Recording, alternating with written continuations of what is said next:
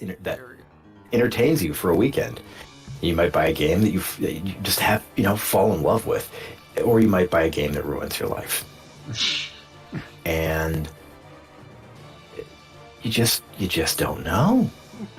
You might buy a game that gives you like baby steps into baby's first leftism. Yeah, exactly. Like I remember one of the first PlayStation games. One of the first PlayStation games I ever bought. I was standing there in Best Buy, holding Ghost in the Shell in one hand and holding Excalibur 2000 in the other. Oh my god! Scream, where will my life go? Oh wow! Which way? And also, Western will I have man? a good weekend? Yeah, exactly. Oh, That's how many all I games say like about that. Excalibur? Is which way, Western man? And I will never know if I made the right choice. Listen, one of those games was made by the Jumping Flash developers, so we know which one's the right choice. Also, I like how Raider like looked into the soundtrack there and was like, "Wow, whoever made this game just made an hour of the sickest house beats in the universe." And That's what you need for fucking Ghost in the Shell. absolutely, fucking Ghost in the Shell. I love how anytime something bad happens, you just like think back to Ghost in the Shell and you're like, ah, shit. Ghost in the Shell predicted this. Yeah, all we need is a bunch of nerds obsessed with Catcher in the Rye.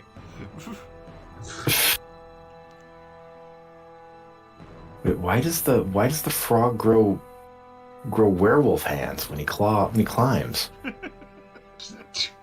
Because all of I don't know, there's some shit about all the other Muppets got turned into monsters and they're borrowing their monster powers.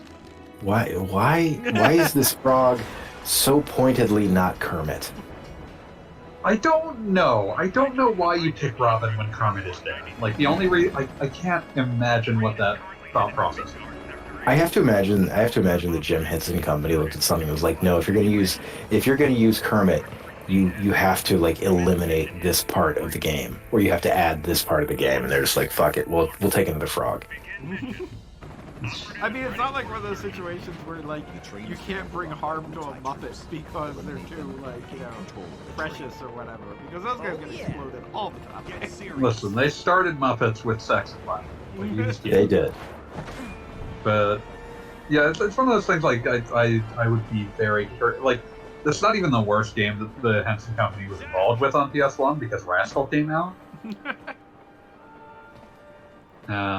Hopefully no one immediately like had something come to mind of what that was, but I'm gonna ruin that by posting in the chat what Rascal's cover art looked like. This incredible character that was designed by the Henson Company. Oh man, this box. What a game. What a game. Just drop that in general, everyone has to live with it. Thank you. Come and get it! So tonight we're playing Final Fantasy Crisis Core Reunion. Thank you. Which kind of makes it sound like a high school reunion, which is just the concept. It's been 15 years. 15 years. Yeah, no, that would make perfect sense.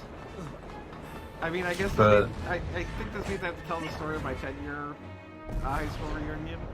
You don't have to, but you will. It's a pretty quick story, don't worry. It was Thanksgiving weekend, and I was, this is a really fun story. My grandmother had just recently died. And, fun. Right, and it was Thanksgiving weekend, and I wanted to do something fun with my friends, so I was kind of throwing a little party, like just kind of a get-together, let's do something that doesn't have anything to do with, funerals and whatever. And of course I still have some friends that are from high school, and I had friends over and we're having a little party, and one of the girls at the party says to me, Bob, this was such a cool idea to have an alternative party to the high school reunion that's going on at the restaurant right now. And I said, oh, nobody fucking invited me to that. So I had an alternate party to my 10-year high school reunion, and didn't even know I was doing it. Dang. But all the cool kids were at my party, apparently. You did it. You lived the sitcom bullshit. Yeah. Like, I didn't know that. I would have gone to that party if I knew about it. It's a lot easier than hosting your own party. You mean Yeah. Sector 8? Hosting a party is work, man. I do want to bring up that I think it's extremely funny that they had a justification lined up for why they called this reunion that was not like, oh, when you see the story, you will understand. Wait, what now? So they called this Crisis Core reunion on the basis of, internally they were like, we did a lot more work than a remaster, but it's not really a remake, so fuck it, we're calling it reunion instead. Ooh. Okay, here I am on Twitch TV, Goggle Bob blog. I was still watching Muppet Monster whatever and thinking, I'm so sorry. That's okay. I was just like, it's the so intro. why do these guys keep talking about Crisis Core? What the fuck? This seems familiar. This is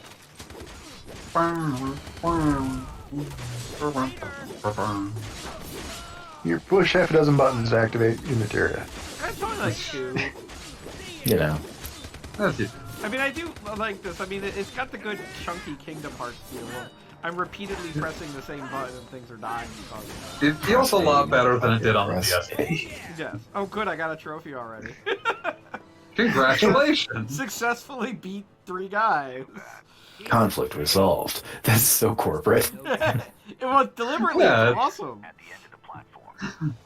This is a game where you're continually working for Shinra, so conflict resolved. That's brilliant. That's beautiful. I love that. Conflict resolved. All your little side quests are like busy work to keep that crazy soldier like doing stuff. Like, sorry guys, this is the 3rd quarter in a row you've overrun your travel budget. I'm afraid I have to kill you all. I'm afraid I have to send Gax to kill you all. Wait, did you say Gex? No. Square doesn't own that anymore. I was gonna say, oh no, Square doesn't have that anymore? Damn. No, they sold that off when they sold off all the IDOS assets. Oh, that's sad. Now that I'm sorry, I'm the still Embracer laughing. Group is going to make sure that I can play all the Gex games on fucking Switch. I'm still laughing at the idea of a man like betting his corporate his corporate livelihood and pension basically on people just buying people just buying exponentially greater quantities of Tomb Raider games. That was like Yoichiwara probably bought himself 3 more years as CEO on the basis of no, this next one's gonna sell 3 times with anything that it's ever sold. It's like he's showing footage of the focus groups, and it's literally just edited security footage of people hoarding groceries during a hurricane, except it's got shitty superimposed fucking Tomb Raider Blu-ray boxes over their armloads of groceries. Behold, gentlemen.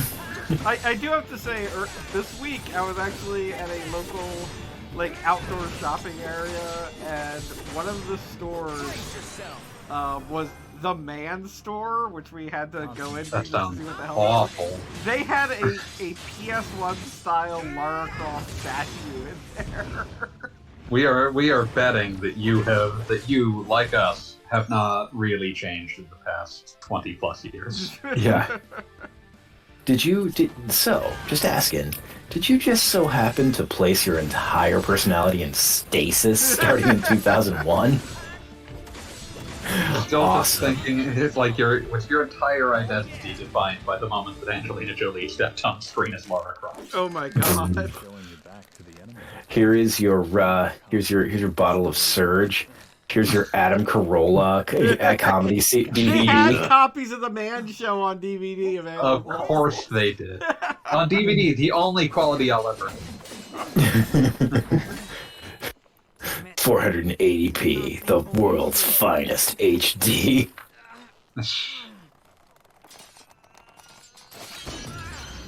No, it wasn't with Fox. With 720i. That's at 24. It's presented in 720i, the world's finest HD standard. God. The Man Store. Bring back 1035. I demand to live a high vision life. I can set my monitor to that. Really? Can you? Yeah, I've got one that can. 1035 interlaced with a format only used by Japanese broadcast television in like 1994. Yeah, well, I got some weird shit lying around. Evidently. It's like, yeah, motherfucker, and I can watch Aladdin Terminator dubbed 2 on by high dubbed entirely by like Osaka broadcast TV staffers.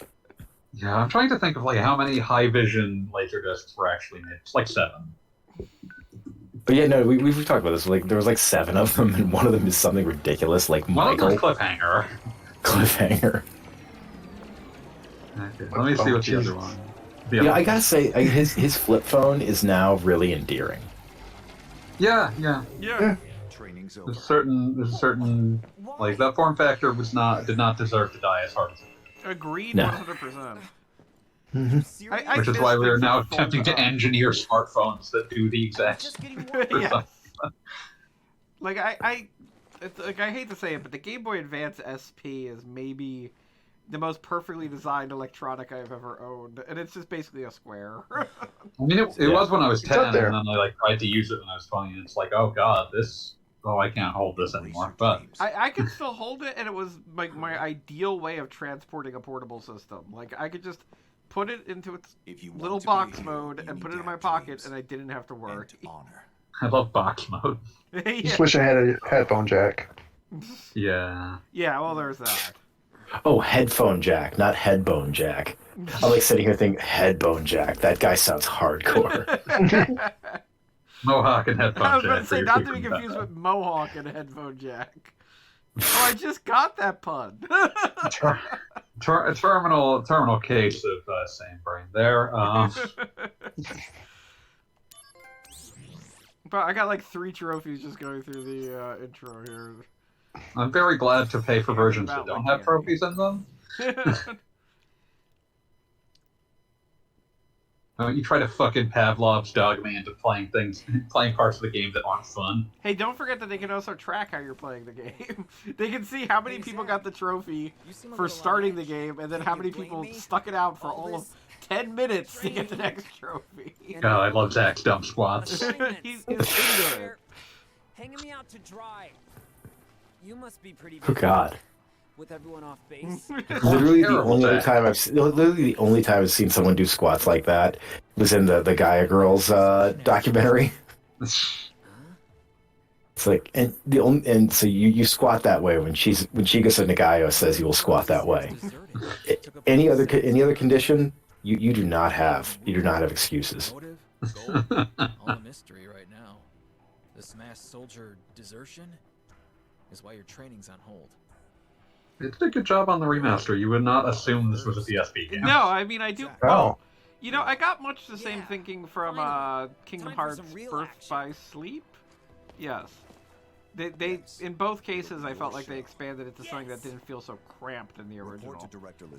I love to give birth when I sleep. Wait. To Disney characters. Whomst among us has not been there, has not played Kingdom Hearts and said, now I understand what it is to be a mother. I actually played Kingdom Hearts and said, "Oh, now I know where babies come from." Oh, the thing is I kind of New Game Plus replayed Crisis Core when I did that article for it like 5 years ago, and then other than that, I was playing this when it first came out, and I just realized how much weird. Know anything about this? Sorry, Genesis. I know who that is. Yeah, that's the thing is I'm seeing somebody like Angeal I don't give a shit about, but some of these other characters I see I'm like, oh, I remember you. Really? Man. You don't have a good time. Life is not going to go great for anyone. Yeah. Although Angeal at least becomes a dog, spoilers. Oh, I can't believe you spoiled it. You Wait, fucking dumb apple. Wait, what? Once It's you're Don't worry, all man. very stupid. Don't worry about it. Okay, I'm done here. That's wise. I'm just after entering Can we the just town, talk I do about... like the Oh, go ahead. notion that these if you have any fucking questions about missions, the only standard issue armor for soldiers is fucking Hey, Zach. these pauldrons and nothing else. pauldrons and a girdle. First, let's really go over combat. You probably got a handle on It's like you are the greatest fighting force in all of Shinra. And to prove it, we're not going to issue you shit.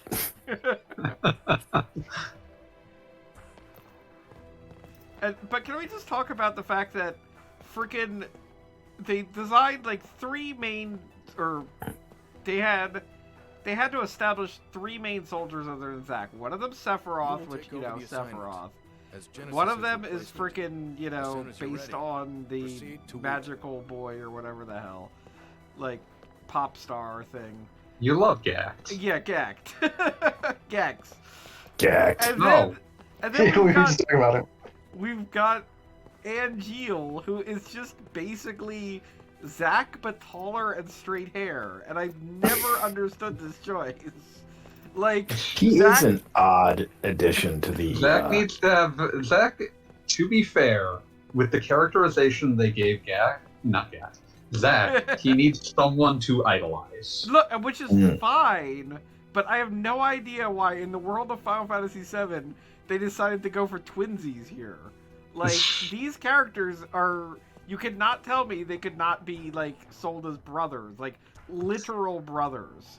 I mean, And, like, Cloud is also blonde Zack, so that's probably part of why they did it. I mean, just the idea that they just go with we They already keep did- doing twinsies. yeah.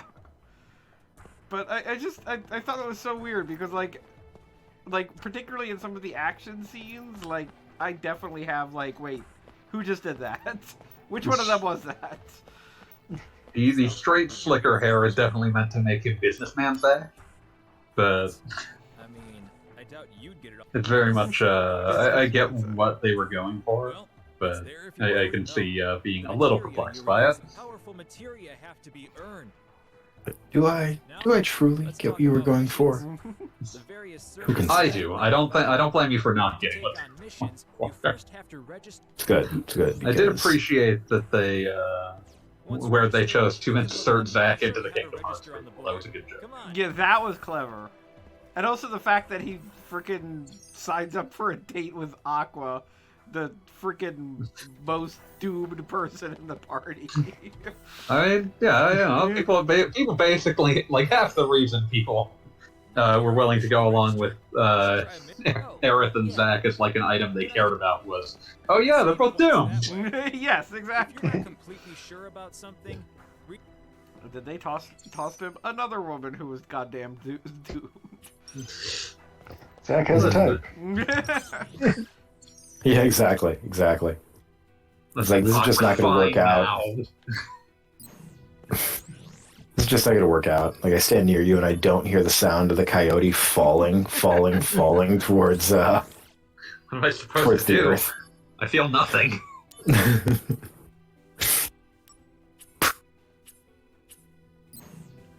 Here, I seem to recall them saying in press that they somehow added more missions to this. God, Still that's not sure how terrible. you do that. This game already had a bazillion. Sure about Yeah, no, I mean, like, that was the thing. There were, like, in my memory of this game, there are... Why did he just tell me to do missions? There's only one, and I guess... Oh, no, this one... Okay. This is a Missions. category which contains like 7 of them. Yeah, and that's the thing, is I remember there are, like, 5 main missions in this game, and once your limit gauge stages sky high. But anyway, I remember there are like 5 main missions in this game that you can probably complete it in like 40 minutes. And then A little more than that because there's probably at least 40 minutes of cutscene. Yeah, well, okay, like if you're sitting around watching literally the most homoerotic cutscene I've ever seen. Which is quite Oh, man. impressive in its way. Yeah. Not even just in a Square Enix game, which already has a butt. That's incredible. How it's like, how do you How do you get that that level of homoerotic? 3 men, all incredibly pretty, fighting on top of a giant cannon. Like a giant phallus. like, Wow. like it is just wow. It's one of those things you're watching this, like, yeah, gay sex would be straighter than this. Yeah. And then Midgar's Holland shows up and watches. The mission. Oh god. I could have done it blind. But regardless, once you get past that, it is just, I'm barely exaggerating, 90 hours I of almost forgot missions. to tell you. And Good Just God. some An of them are infinite like, amount. yeah, some of them are just like, go kill an ostrich, and you're like, well, hell yeah. And I then mean, there's I like, do believe in killing off. and then there's like 7 sub-levels of killing the So there are ostrich. provisions for soldier You must Wow. kill the ostrich's family down to like it's the primordial ostrich from which all ostriches sprang. Yeah, yeah. You're go doing back like the and Qing die. Dynasty, seven exterminations. It's like, Fucking, I do, one thing I do appreciate that this sort of set the stage for them to start emphasizing much more clearly and heavily in Remake is how much that, like Shenmue's PR plan is to just, anytime something goes wrong, or they just need a PR hit, just point at Wutai and say, fuck those guys. I very much appreciate that. And the main reason they do that is just because they have like the tiniest bit of resources. Like they've got like one magical rock that's attached to a dragon, and Shinra's like, oh man. It's just one of those things where it's like, they're a very good scapegoat every time something inevitably goes wrong at Shinra because it's a giant corporation full of fail son. It's a giant corporation where just repeatedly it's like, well, surely this mad scientist won't steer us wrong. If you recall, there's literally a subsection of this game where it's made clear that Rufus is a fail son for President Shinra who has been like sent off away so that you can't embarrass him. Oh yeah, no, That's absolutely. incredible. That is the It's concept of Rufus. It's just a very good like explication of that because well, you know, I mean, it's really odd. I think one of the good things about Final Fantasy VII is it doesn't waste a whole lot of time or text on explaining to you who Rufus is. You just, you're introduced. One of the first ways you're introduced to him is you realize he has put big posters with his name on it all over this entire like fortress. There's little time. Please get. And now that you're playing this extra game, it's like now you can see the depths to which he's a fail son, but that doesn't have to be the main game's fault or the main game's problem. Exactly. You will take over the assignment as soon as you're ready. Oh, and also one thing that I absolutely love that this game confirms is that like literally everybody in Shinra is like, oh, you've got some weird ass alien chemical in a beaker? Let me go ahead and just drink that right now. Let's see what that'll do. Give me that. Give me that right now. Do I need to We haven't Got the Knuckle exact Dude. attitude of like an MMA fighter trying exotic new steroids in 2000. Yeah, exactly. The year is 2004. Like, Thanks. there's some guy sitting there. It's like, what if I literally grind this man's bones to make my bread? Will that make me stronger? This guy on the internet sold me this shit. He says it's all testosterone. Joe Rogan's on there saying, gee, it makes you think, would that make me stronger? I don't The know. ultra strong. Give me some J Hey. jeans. People are saying, Let's play the video. There's like a gorilla like shoving a rock up its own ass with both hands. It's like amazing. Fuck. Just look at it. Fuck. Look at how far it managed to fuck. shove that rock. Think of the arm strength. look at those glute muscles holding that in. Yeah, exactly. He's squeezing Every part of so that hard. is impressed. It's an 8.5 hour video. It has like 2.7 million views in the first 30 minutes it's been posted. Heard of dumb apples? Oh, God, we're already the dumb apples. Incredible. In my mind, my that's God. where the game starts. Well, so much for remaking first. Whoa, wait! Tell me about the dumb apples, George. Listen, we had to see Gongaga before it was a hole in the ground. I always loved that Gongaga was a place that emphasized how much it was a hole in the ground by virtue of the fact that you could accidentally drive right past it. Oh, I remember that. I did that my first time through. People were like, "Oh Same. man, I had a friend who was telling me how much they loved the Titan material." I was like, "What are you talking about?" Where did you find this? Man, I even had the strategy guide that I missed that place. Damn. It's just like, oh, it's like the pages It's such a hole. It's a hole in the ground. It is literally just a hole in the ground at that point. Gaga. It's Was that so moment important that when you you're run into the reading? Turks there, and they're all just talking about who they have crushes on. I remember this. If it makes you feel any better, my first time playing Final Fantasy VII, I missed Wutai pretty much all the way through. Oh yeah, Wutai you can absolutely Wutai is straight up optional, and you have no reason to even think about it if you didn't pick up Yuffie. Yeah. I didn't even know it was there. Dumbass that I am, I picked up Yeah. Yuffie because I was like, oh, I've got to have like full Gotta have all the 100% completion. Gotta collect them all. I mean, never I mind. love all of the different stupid tricks that can cause her to just steal from you and leave. What Yeah. deal with dumb apples? If you express too much interest, she will steal from you and leave. If you turn around to use the save point, she will steal from you and leave. You go to another screen, she'll leave. Yeah. He's like, why? Why are you doing this? We are trying to impart a hatred of women into our player base. I love the super impractical idea that it was pitched for Yuffie that was not done because it doesn't make any sense to actually do it, but would have been really funny. Which is that originally, all over Midgar and various parts of the world, you were going to be able to find wanted posters for Yuffie, and none of them would describe her the same way. And what she would look like would be determined by which one you had looked at last when you finally recruited her. But I never stole from that tree. And that doesn't make any sense to try to actually do.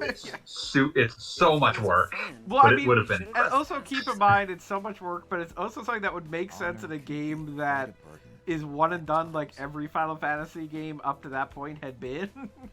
Yeah, I'm sure they think they're lucky stars they hadn't gone through with that one. I would say Wait a it is minute, this is nowadays. incredibly huge. It turns out we need to make problems Yeah. And they had Yuffie on like every poster. That's it?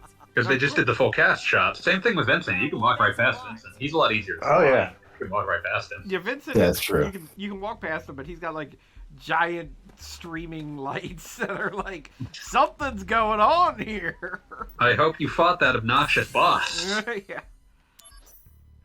It's like you weren't. I think something broke in me when I played 7, basically out of the Brady games handbook, and I just realized I could have just read this book in about an hour and 45 Was that minutes the one instead that of had like a full page spread of Aerith's death spoilers? yeah. I believe it did. Yes. Like just an entire page of just pictures of that It scene. was right in the middle of the book where you might flip it open in the Babbages. Like, wow. Bomb inside the fortress. And again, you're just Uh-huh. And?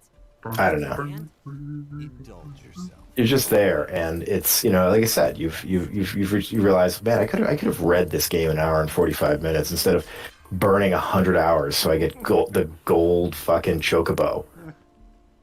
I was not dumb enough to bother with the gold chocobo. Like I was not interested in chocobo husbandry. I was Oh, not interested. look who's on the chat that's better than everybody. I'm just saying, like La-di-da.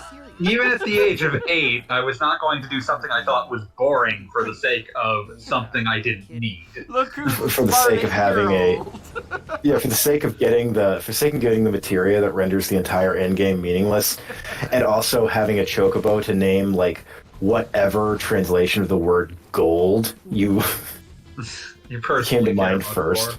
Hey you. Oro. Something about it, but It's like my I just remember like there were some every now and then on Game Facts like someone would be like, "What did you name your gold chocobo?" My gold chocobo was named Goldie.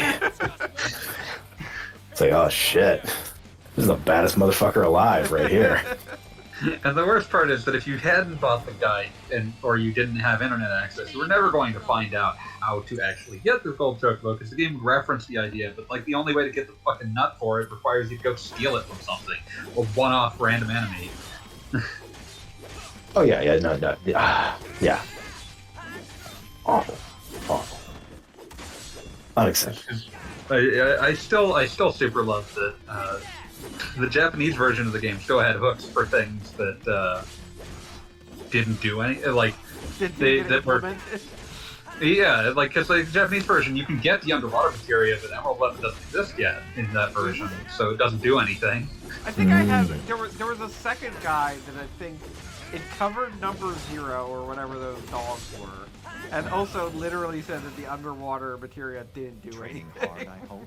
Like, go ahead and get it; it won't do you anything. All right. Yep. Well, in the Japanese version, it didn't. Your data will last long. I was gonna say, oh, you mean you didn't get the you didn't talk to the people online? Like, no, you need the underwater materia to get Aerith back. Yeah. I definitely saw those people. I didn't believe them because I had just gotten over the people that were telling me that I could evolve my Pokemon into Pokeguts. So I was now a credulous 9-year-old. Man, you lived through some hard shit in the 3rd grade. Is what I'm hearing. Your parents were like, "We are done. We are done attempting to control your media consumption at all." Here No, is I got all of my internet interaction was fully just from vicarious through other people whose parents were. As far as like episode, like the real answer is that anything to distract you from the other terrible things we're having is fun. Oh, I forgot this is a game where you can wind up with HP that's greater than your max HP. Yeah, because your mind you got your mind to it. The slot machine went nuts. Yeah. The slot machine is slightly less random in this version by all accounts. Oh, good. The road to becoming first is not. It was always an incredibly jinxed slot machine, but Yeah, I know. But still, I mean, again, spoilers, but I very much enjoy how the slot machine is integrated into the I'll finale. embrace my dreams. oh no, it is very good. And my dream is to become a hero. But it is one of those things where it's like, yeah, and of course, the slot machine is super jinxed in the finale. Well, the finale is practically a cutscene. What's left to kill? Up on the. Oh, Trying to make sure you know how to use materia.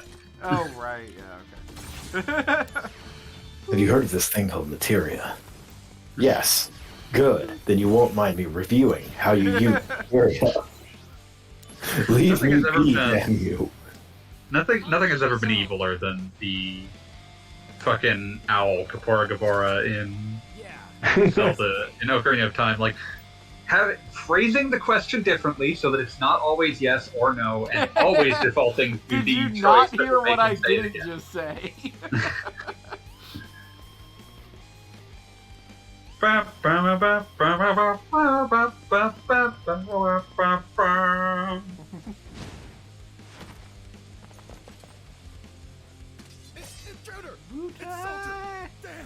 do enjoy how Zack is kind of gangly.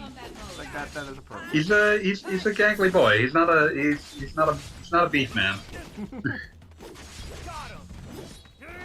Like, I'm working out.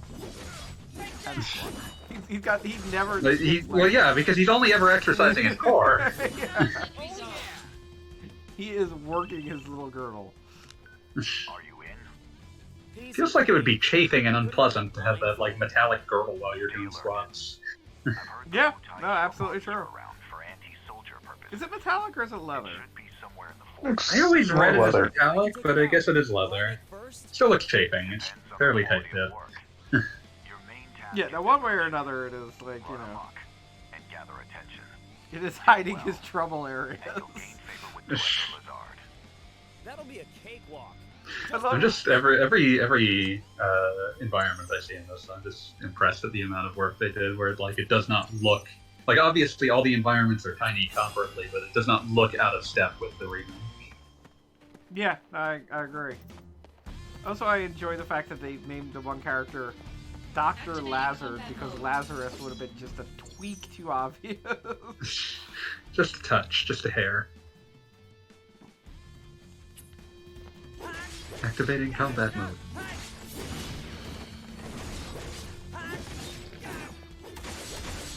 Oh, hey, Pooch. Hiya, Pooch. Hi, Pooch. I am actively killing. Hey! Rude. Are you fighting? No, you're not. I thought it was you said, like, are you fighting the Turks? They just bring the Turks this early. It seems disrespectful. To be fair, every instance of the Turks past the initial game is pretty disrespectful, but I got no. The Turks come off okay in what Advent Children? Is that the that's the one where where Rude appears just long enough to break his sunglasses and then pull another pair out of his pocket. That's it. That's it. Well, they also have that homemade bomb in the tunnel scene. Which that sticks in my brain. Conflict resolved. And also that's the one where Sang randomly pops up and it's like, I thought you were dead. So did I. Yeah, pretty much. How you doing? I'm back. Yeah. You know, it's He kind of never shows up again after that point where he's just sort of bleeding out on an altar. And they did kind of make the point that Alina is sad about him, right? Maybe he was just sent to a hospital planet. With Sven. And isn't Reno there too? Basically they're Reno the rat face. How cool Rude is. I mean, you cannot have one of them without the other. It's impossible. No, Reno is my favorite ripoff of Billy Kane. There have been a few, but he's my favorite. I like him better than I like. Oh shit! What is his name? The dude from Guilty Gear. I'm trying to work out which dude from Guilty Gear you might be talking about. The guy, the British guy who fights with the Axel. Sorry, Gamma, Axel Lowe. He's clearly become his own man over the years, but in the beginning, he is just straight up Billy Kane. They like their fighting games. It's a trap. I mean, it does not make much sense that somebody would leave a treasure chest in the middle of the street. Okay. So I was talking to a friend of mine about TV shows that we enjoyed this year, and so naturally, we're talking about Andor, and he says unironically that he felt that Andor would have been better if there'd been more cameos from major Star Wars characters. The example he used was having Admiral Akbar show up to say that it's a trap. That wouldn't take me out of it at all. No.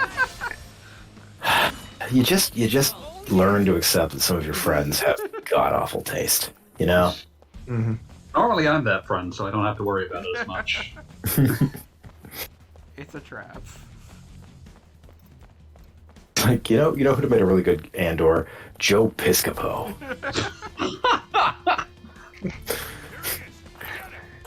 I want Yoda to show up, say it's a trap, please. Actually, just have a series of Star Wars cameos where all they do is say it's a trap, but Akbar never actually shows up. This is something that's made only by unsettling craving for me. I won't accept it. CGI Leia is just it's a trap. No, it sucks. Stop. God, Joe Piscopo is 71 years old. 71 years young. Activating combat mode. Oh yeah, Johnny Dangerously. That film that. Oh, with Mr. Bean? Or no? That's Johnny English. That's Johnny English. No, Johnny Dangerously is Michael Keaton's first shot at leading man glory. I'm thinking about the extremely cursed Mr. Bean YouTube channel. Ooh. It's got a lot of animated Mr. Bean music videos. Of course. There we go. They are worse than that sounds. It's kind of like when the Critic was reborn in the web series. Oh, Lord. Listen, that got exactly what it deserved, which is to say that it ends with the Critic turning into Shrek. Pooch is in the chat comments that they hadn't thought about Joe Piscopo and Hottest of Minutes. Oh God, yeah. Man, Johnny Dangerous is a weird fucking movie. Title track by Weird Al, apparently. Sergeant, he's You know what? Sure.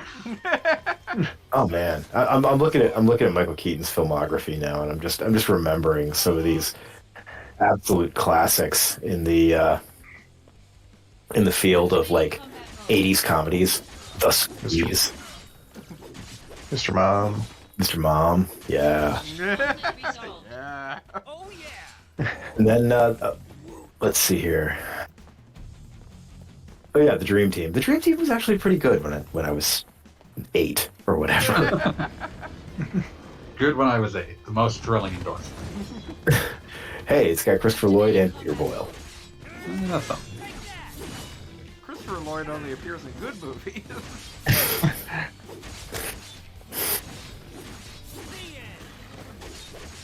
Oh yeah, Pete. Angels in the Outfield. Oh god. Oh yeah. But what about? Did he come back for Angels in the End Zone?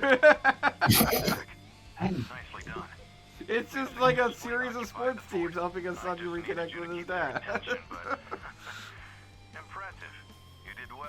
Which comments that the Dream Team was a staple in his house, in their house, when they're 8 or 9. So Yeah, You know. same. There's just something about Michael Keaton being the rebel without a cause. Just that shit was on constant rotation at my mom's.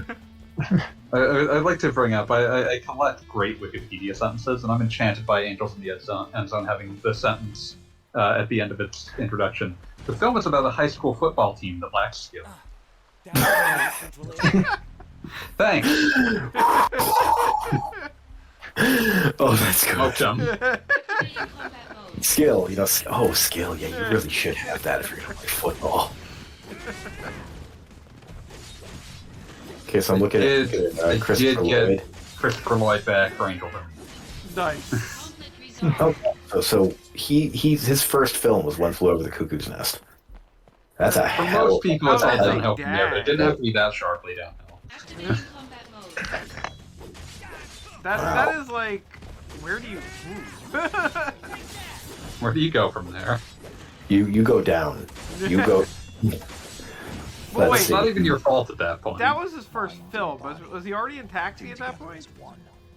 75 wasn't Taxi television. about that time. So Yes, Taxi was 78. So he did Pretty good, right? Cuckoo's Nest and then Taxi. You're focusing Wow. just for the sake of it. And also, just in retrospect, you ever look at the cast of Taxi? Because holy god. It didn't feel quite. Oh yeah, no, Taxi was absurdly You like need to God. They were. find the right zone in your mind. that was a stacked cast. Don't do that Yeah. Hell yeah. remake first. I mean, not even okay. All you have to do is knock off the A-list guys. You know, okay, no, you don't count Danny DeVito, you don't count and you don't count Christopher Lloyd. All right, you still have Judd Hirsch, you still have fucking Tony Danza when he was still funny. I was about to say, how are Judd Hirsch and Tony Danza not A-list? Tony Danza! Hold me closer, Tony Danza. Yeah, Carol Kane, like this was that was stacked. Oh yeah. Still my favorite grandma or granny from Adam's Family. Oh, sure. Yeah, Carol Kane's very underappreciated. Like, I think she's also crazy, but I mean, you know, it's sufficiently old. It's just Wait, that was the. Oh man, I forgot they had Rhea Perlman on Taxi. oh yeah. Damn. No, Danny DeVito and Rhea Perlman. Man. I'm glad they did a show together because I'm glad they keep bringing her back on Always Sunny as just like a co-conspirator to fucking Frank. Co-conspirator. That's really the only way to describe what's going on there. oh god, yeah. I like how anytime someone's like, oh, you couldn't make X TV show today, they'd get canceled. Always Sunny is still running. Yeah. Yeah, who says that? Because I mean, like, I feel like Republicans say yeah, that. Republicans. Oh, yeah. Like, legitimately, maybe it's my old man Hackles getting up or something, but like, there are plenty of shows that I feel like would not be on when I was. Cause, I mean, The Simpsons was considered subversive in the 90s. Like, Yeah. the president they had talked to about fucking they had to fucking go and like, because Fox was like the smallest potatoes imaginable, they had to go to other like fucking networks to be like, hey, can you help us figure out how much we have to censor every time Bart says ass? it. Oh man. What am I supposed Don't have to a cow, do here? man. Like, that was subversive. Like the very concept that a child would be disrespectful. Yeah. Or like Roseanne. Like Roseanne was considered like outre, you know? Mhm. A show where fat people insult each other. Come on. Once again, I saved Wutai. I do have to say, they nailed Yuffie being a 10-year-old, Oh, except boy. that her face is That's still a lot of exactly the energy. same. Now, I feel Well, like- that's back because, to work. I mean, go ahead, sorry. No, I was exasperated. It was one of those things that it was interesting to see this because I could finally interpret what the fuck her mannerisms were supposed to be in the original. Because like, she's doing the same mannerisms. It's just they don't communicate at all in those original polygons. Yes. Right. Like her weird like fist shaking. Like I could never figure out what the hell are you doing. And it's like, oh, it's like it's supposed to communicate that she's just a brat. Oh God, Bart Simpson, who the hell are you? That's not a nice thing to say. I got in a lot of trouble for him saying bastard repeatedly in the episode where Danny DeVito is Homer's like long lost brother. Meanwhile, the censors apparently did not have enough presence of mind to complain about the fact that like the reason that Herb is a bastard is because his father had sex with a prostitute. a carnival prostitute who used the most like off-putting phrase I have ever heard for proposition sex because she says care to dunk the clown.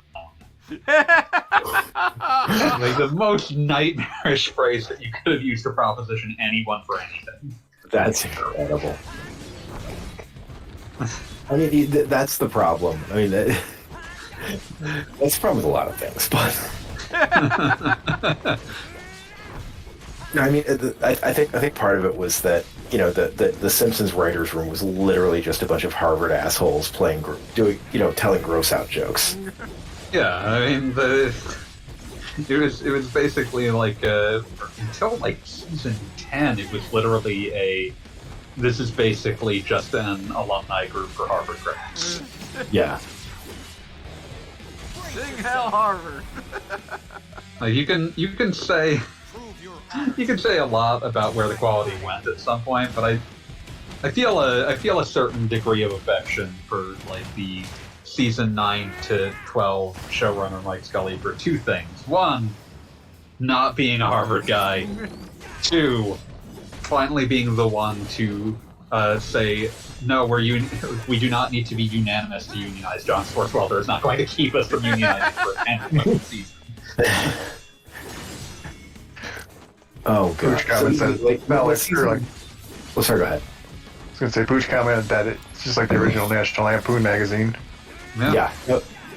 It basically is. Like even now, I think Harvard Lampoon guys are still just a ridiculous quantity of any television writer's room.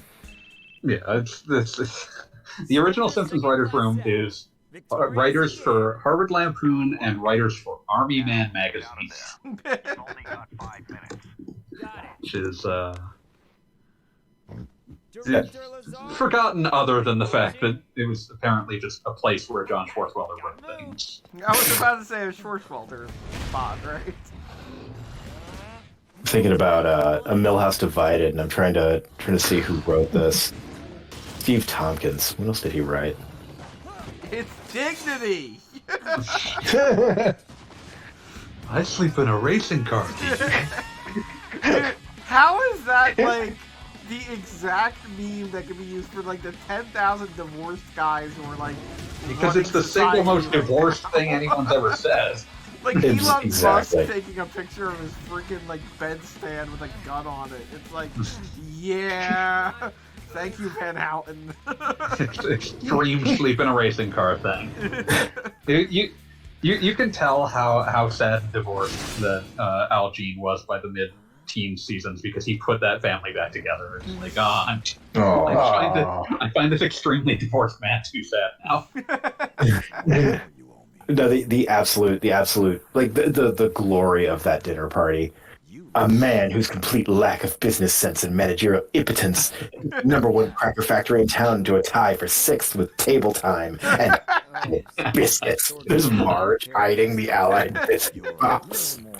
There's that entire dinner party is incredible. You want to see that new Woody Allen film? I like all his movies except for that nervous fella and all. I was literally about to say that quote. That is the best, like, dinner party conversation and castellation I've ever heard. You know what you two need? A little comic called Love Is. It's about 2 naked 8-year-olds who are married. I must apologize. I had never heard of or seen Love Is, and when I found out it was a real thing, I was baffled. But it was accurate. It's incredible. Oh God. I mean, it's funnier for me because at that time I knew somebody. The only way I knew what Love Is was exactly one incredible. Like, the only way to describe them is like church mom who decorated the home refrigerator with clippings from that. It's the most church mom. Yeah, and it's like that was the only place that I knew that existed. And then The Simpsons made a joke about it, and I was like, yes, take that. Like, take that, friend's church mom. Yeah. Owned. Got it. Remember this. Drag her ass. Oh shit, it's a bunch of soldiers. Hey, what's up? Yo. Sephiroth. Soldier third class, Kelly's throat. What I love about Millhouse Divided is also it has, like, I think a pretty good dig against, again, all the Harvard assholes in the writing room. Oh yeah. Gudger College. Activating combat mode. What was it? Gudger. Oh, that one. Find emotions. just throw it over the throw it over the fence. It's Arby's problem now. Octo/8. Wait, no, Octo/. I don't recall saying good luck. Yeah, that was. That's the one that sticks with me. To divorce yeah. Eat crackers? We don't know. We don't want to know. The market we can do without. I can never. I think between that and the I guess that's the end of me thing from the like Prohibition episode. You kind of have every single thing you need to describe any manager or businessman at any point. Well, I guess that's the end of me. Just thinking of that scene is making me laugh out loud. Well, that's the end of it. Enjoy tough beer for its rich taste. I guess that's the end of me. What was the name of that Duff? It was like Duff. Yeah. Like Duff Soft or something like that. I'm trying to remember. Yeah, I forget what the non-alcoholic Duff was. Oh, that's the end of me. Yeah, I'm looking this up. Duff Zero. Duff Zero, thank you. Duff Zero. I guess that's the end of me. I'll get you, Beer Baron. No, you won't. No, you won't. These guys aren't Mutai troops. Duff, oh God. 30 minutes later.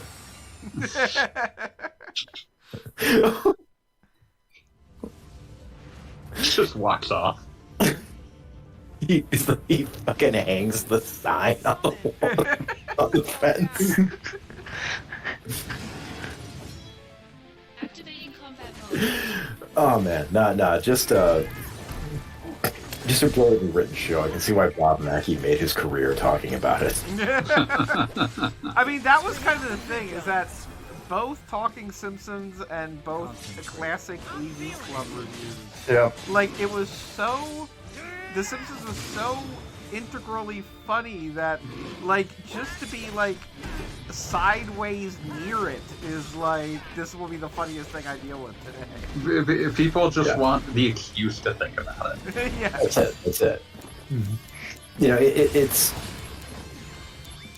If any, I would say, you know, like 30 Rock does not occupy the same space, if only because it did not come out when the majority of millennials were literally children. Yeah, it could not infest children. Yeah.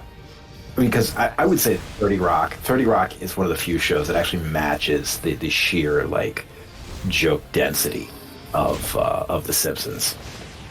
And not coincidentally a show that also involves a writer's room. Yeah. But I love how explicit they make it. Oh, he would call him Twofer because he's a black guy and a Harvard guy. God. Something I was thinking of. God. It's weird to look back and be like, man, 30 Rock and Studio 60. You're gonna do those in the same season? Yeah.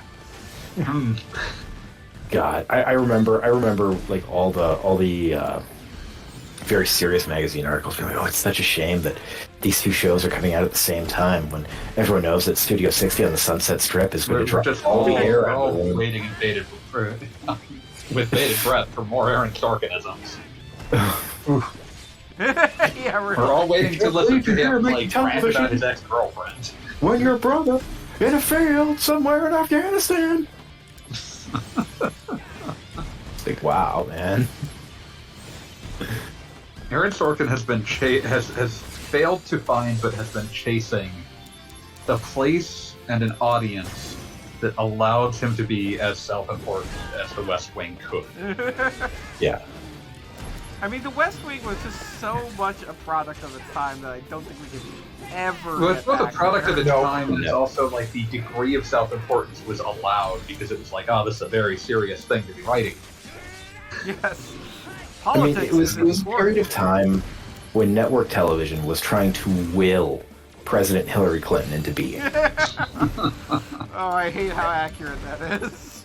Yeah. And, I mean, you would watch, like, shows that were just like, Madam President, or, like, TV movies, like, oh, what if a woman who's just like Hillary Clinton became president? Wouldn't that be funny? Yeah, You know? I do have to say, like, every fake television female president was just Hillary Clinton. Like, And it was Yeah. all very- undone by being in the trailers for Pluto Nash.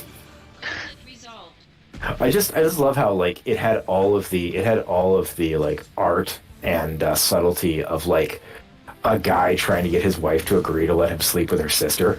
Like, oh, wow, would it be nutty if I had sex with your sister? just the most unless. Unless, well, that's so wild. I would never ever do it. What an No. idea! I would never. You seem pissed, so I would never think of that. What an idea. I'll just have to bring this up. I'll tell you what, we can talk about it more tomorrow. I've had time to sleep on it. Holy. Oh God.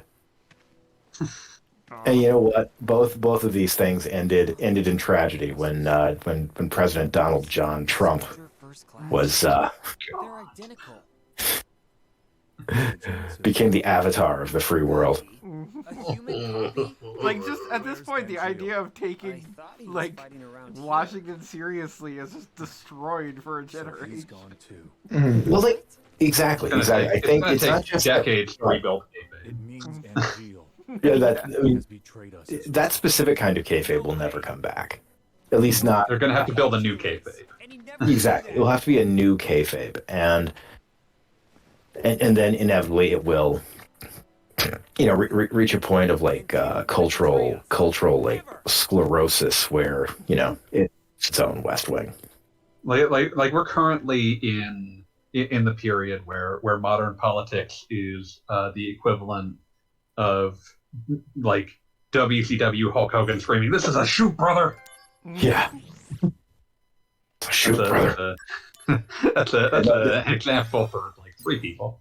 I mean, but that is exactly what happens when Beto, when fucking, I'm sorry, Robert O'Rourke. I refuse to call him Beto. I'm done. Fucking done. Yep. Robert O'Rourke, Bobby O'Rourke shows up and says the word "fuck" on national television. That is the Hulkster. You know, it's a shoot, brother. Genesis is a deserter I'm remembering the run of himself. the run of WCW. The Hulk Hogan went off to film like 3 Ninjas High Noon at Mega Mountain or whatever. the kayfabe reason was that he was running for president. Robert O'Rourke yelling, "It's the wall, brother!" right before he loses another election. God, I love that segment. That segment's more fun than most latter day WCW. It holds up. Just very boring. It really does hold up, just as absurdist humor. You know, just this guy standing there, like looking at a building so far in the distance. Like the camera is zooming, trying to like make it clear what the fuck he's looking at.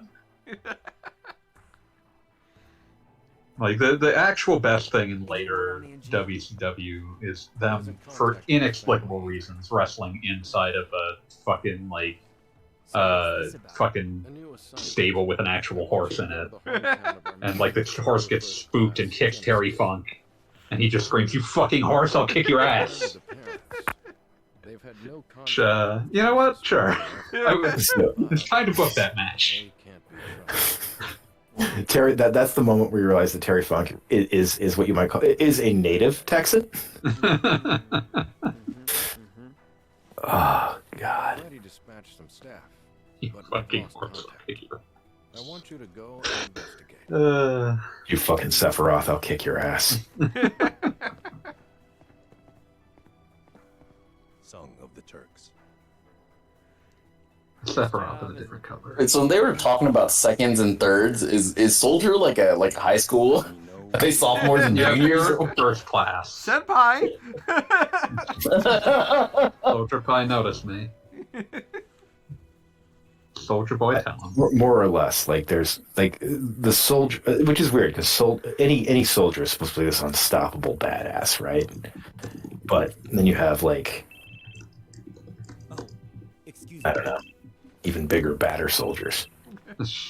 Well, it's first class. Soldier third classes are basically nothing. I mean, they established in this that there were basically only ever like 4 first class soldiers, which makes Cloud's whole deal like completely insane. Like it makes it obvious how much he's obviously lying. Well, yes, but like, why anyone? It'd be like if I was walking around and it was like, "Hey, I'm Bob. I'm in Major League Baseball." Like, you've never heard of me. No, you can lose track of people in Major League Baseball. There are enough people in Major League Baseball. You can lose track. So is it more like claiming you won the MVP for the Major League? Yes. Yeah, like it can only work for if the person simply has no knowledge of the subject. It like comes up, "Hi there, I'm Hall of Fame closing pitcher." Bob. You may remember me from when I won the 2012 World Series for the Pittsburgh Pirates. No, it's more like saying, "Hey, I was on the '92 Olympic Dream Team." Yeah. But the answer, of course, ends up being that the only person that no one cares what he's claiming so long as he's successfully able to do a mission, and he's only ever hired by one person. Who knows he's lying? It's like, you wanted us to succeed, yes. So you hired the guy lying about literally everything? Yes. It was very cheap. I mean, in his defense, he does get everyone he knows killed. That's true. They do like an Andrew style execution of their logistics, and it's like, yeah, no, Cloud was literally the only. We had to choose between Cloud, like hiring Cloud, and getting a pizza. And like, yeah, we just decided to do 779. Yeah, come to think of it, did they ever establish how Tifa got hooked up with Avalanche? Like, was it just because she had a relatively late. I think it's left relatively vague. It's one of those things because it's something that happens essentially between the flashbacks and when FF7 actually takes place during a period where no games have meaningfully covered. It might have came up at some point like before Crisis or something. We're never gonna find out. How's a nice girl like you become a literal terrorist? Yeah, pretty much. I mean, if you lived in the Sector 7 slums, I can understand it. But you have to note that she lives in the Sector 7 slum, but she owns property. A lot of work went into that. A lot of work. Yeah, no, I mean, she's got a bar with like a secret pinball machine. Oh, that's right. Man, I'm sitting here and thinking, man, she would have been... It's like she would have... After the revolution, she would have been purged. It's like, no, I'm sorry, Comrade Tifa, you are a kulak. And you support free education. Listen, it's fine as long as 7th Heaven gets turned into like communal housing. Did you know this place had a basement like that? So here's my first complaint about the mission structure in this game. 9 times out of 10, it's just the exact same thing you did in the main storyline, just in like slightly bite-sized pieces. Like, yeah, it makes sense. now If like you play the storyline when you have a lot of time, play the missions when you have a little time. But Dude, the problem is that it's the same. I was gonna say, You need that the teachers from hell, from Dragon Ball. There were like 5 PSP games at this point that had more than 10 hours. There were like 5 PSP games at this point. There were a lot of attempts at PSP games early on until it became clear that like the system was selling that the games absolutely weren't. Yeah, what was being pirated. I was about to say, wonder what the connection there was. Let's ask our good friend Zohar and his domain. Whenever I think about like piracy in games, it's like I get like companies get overzealous, but also Sony and Nintendo both saw like entire segments of the market crumble due to the ease of piracy. Yeah. No, I mean just basically. God, I mean, I wonder how much DS software would have been. There are fucking DS games we absolutely didn't get because the kind of person who would buy them absolutely knew how to steal them. Jeez.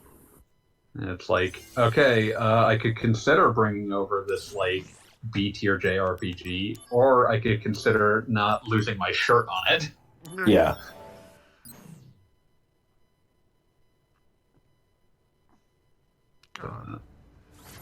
Yeah, there are a number of those B-tier JRPGs that we got the first one and never the second one for some mysterious Or like reason. those ones that like would have been a shoe-in earlier in DS's lifetime, like Seventh Dragon, that just like by the time they came out, it was just like, nope, the market for mid-tier DS games has utterly collapsed. Yeah.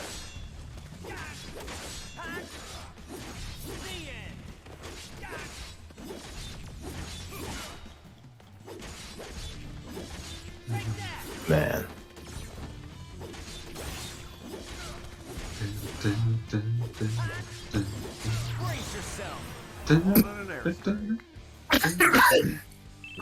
Very much looking forward to hearing at least 3 different mixes of the Cosmo Canyon theme in FF7 Rebirth. Man. Oh yeah, I forgot it has a name now. Cosmo Canyon. Cosmo Canyon's a baller fucking theme. I'm gonna say that Cosmo Canyon is my second favorite like level theme from a Square game. Mm-hmm. The number one is that like shadowy town with all the lanterns in it from Legend of Mana. Oh man, Legend of Mana has like impeccable aesthetics at all times. Yeah. And I love it even more because that theme got remixed for the soundtrack to Versus, like during the Ultimate Showdown. Like they'd have like an EDM remix of that with like the driving beat behind it. And then they got like fucking choral backing at one point. They go all out and it works.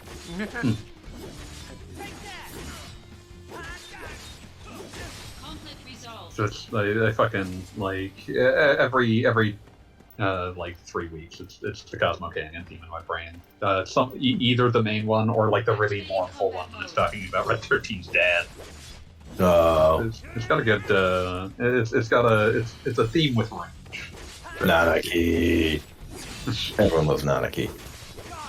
I love the fucking joke that they do with him in the remake, which is absolutely Nomura recycling one of his favorite jokes from the original Kingdom Hearts, of just like having a 3D model smile in a way that's just like, oh god, you shouldn't have. Oh god. Just like, because like they do that in fucking Kingdom Hearts. I was gonna say, it's the basis of Kingdom Hearts. Yeah, it's just like fucking like Goofy and Donald telling Sora like, you're gonna have to smile if you're gonna come with us, and he does like the nightmare smile. Oh god. And then, the T2, the Arnold and T2 smile. Like he's doing the most horrible rictus grin that a PS2 model can imagine, even contemplate. And like Donald and Goofy are somewhere between horrified and absolutely like completely losing their shit laughing at it. And then in FF7 Remake they just completely recycle that joke, but in a way that's like, oh, that's a good one, because it's like Barrett and Red 13 sitting in the back of the truck during the Midgar escape, and Barrett being like, can you even smile? And he like attempts it, and it's like, ugh, shouldn't have. All right, here's the. Sorry, real quick. I'm just going to drop this in general. This is the scene I meant. This is the about 5 seconds before the Lumina theme kicks in during the big fight.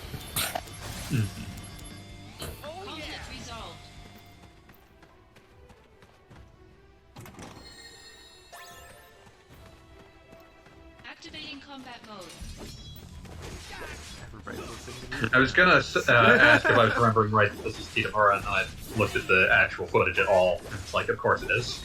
Yep. Yeah, this one. Like they whip it out at the exact perfect moment when they're shooting each other's bullets out of the air. Yeah. Incidentally, one thing I'm kind of talking about this game for a minute, one thing I'm kind of surprised about is that the limit breaks, they still do the flash to a different universe, which was definitely the cut-in thing. They did in the past, which I figured was just to accommodate for, PSP. I think that it was probably done to accommodate for PSP, but I think it was seen as like stylistically just part of how the game is. Fair enough. Is this the end? No, not if I can help it. Zach calls it. Especially when like the animation for like say Airstrike is so exaggerated. Well, I mean all of it is, but just somehow now it has to exist in a different universe. Mm-hmm. Mission, like Octoslash, you could have made a non-cutscene, but for something like Airstrike, it's like no, like it's meant to be sort of comedically exaggerated. So can I still go out and explore crap? Memory serves as a soldier floor. You know, so what do you say we go? It does feel nice to live in a world where like FF7 products are good consistently again. I mean that is the crazy thing to me about Crisis Core, was that this was the end of the compilation of Final Fantasy, right? It wasn't supposed to be, but it was. Okay. But it was the final one they put out. Like it started with Advent Children and it ended with Crisis Core. Don't you? It did but Dirge yeah, of like Cerberus. like Nomura eventually like admitted that the plan was initially like there wasn't people to do it at the time, but the plan was that like it would end with an FF7. See you, Zach. I'll be in touch. So it's like, oh, suddenly it all kind of makes sense. But I still love that Dirge of Cerberus is technically the furthest point in the future. It's the furthest point in the canon. It's awful. And it ends with the tease that the mysterious G is going to return. And obviously we learned... Never to be picked I up was about to again. say, as part of Crisis Core, we learned that G is, in fact, Gex.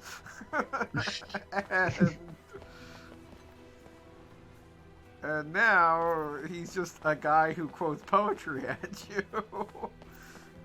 Listen, someone has to know all of the plot of Loveless.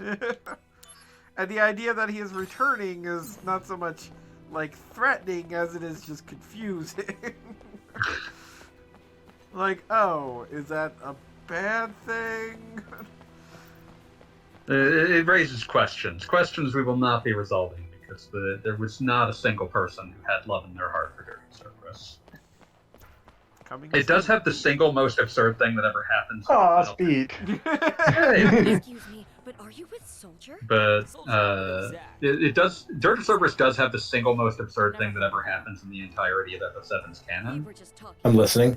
The end of the first level, Reeve shows up, the guy who's piloting Ketchi, Oh, yes. gets shot, and then it turns out that you were not seeing Reeve, you were seeing a disguise for the robot Ketchi that he's still piloting. So he disguised Ketchi as himself? Yes. I've created the perfect disguise. It is a tattoo of my face on my own face. It's truly ridiculous, and I'll give them credit, it's very definitely meant to be a joke, but it's a very absurd farce. Which explains why he has so many fan clubs. I mean, it's the kind of thing where I would actually like a dedicated look at the character of Reeve, who, like, literally saved the world while pretending to be a cat robot, and, like, what that does to a man. I think like, he's just a furry, aside buddy. from just becoming a furry. Yeah, I think he's just a furry. He's like, no shame. It's just like, yeah. I mean, when you spent 3 years piloting a cat robot around, you're doing that because that's how you want to be seen. Yeah, that's true. He's just nah, dude. Hey, did you join a fan club for your teacher? And for my You can join enemy. fan clubs. Why wouldn't you join all the fan clubs? Turn them against each other. That's why it's important to. Hold on. Yeah, I've joined all the fan clubs And I now. unfortunately can't join the Sephiroth fan club, which is a shame. Oh yeah, they won't let you. He like sits there. He's like, you say you're come to a meeting. He's like, psst, I heard the Sephiroth fan club are wreckers and revisionists.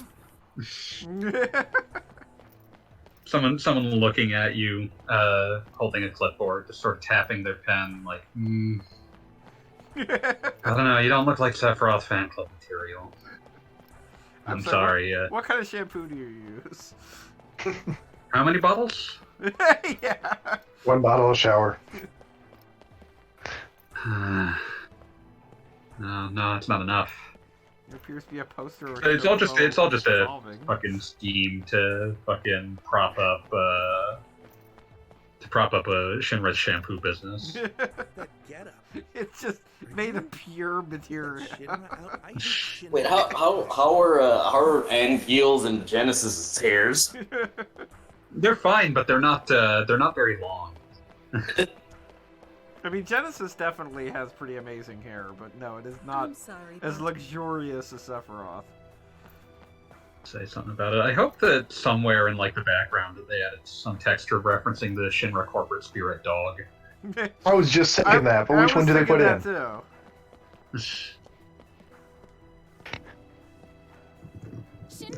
Just trying to remember what his fucking name. Stamp. Little Champ. I thought it was Little Champ. I think it's Stamp, but Which the dimension fucking are we in? yeah. God, I fucking love the actual. I love the actual song associated with Stamp. Like that was one of the single most beautiful things that has ever that was added in that. Which I think that like that fucking that remake basically is, you know, top to bottom pitch perfect about where to add things. So. Mm-hmm. Yeah, cannot disagree. I mean, the idea that Shinra would have an adorable little corporate mascot was just, yes, of course. Bow wow wow, bow wow wow. He's a good boy who never stops. Keeping the city safe for each and every one.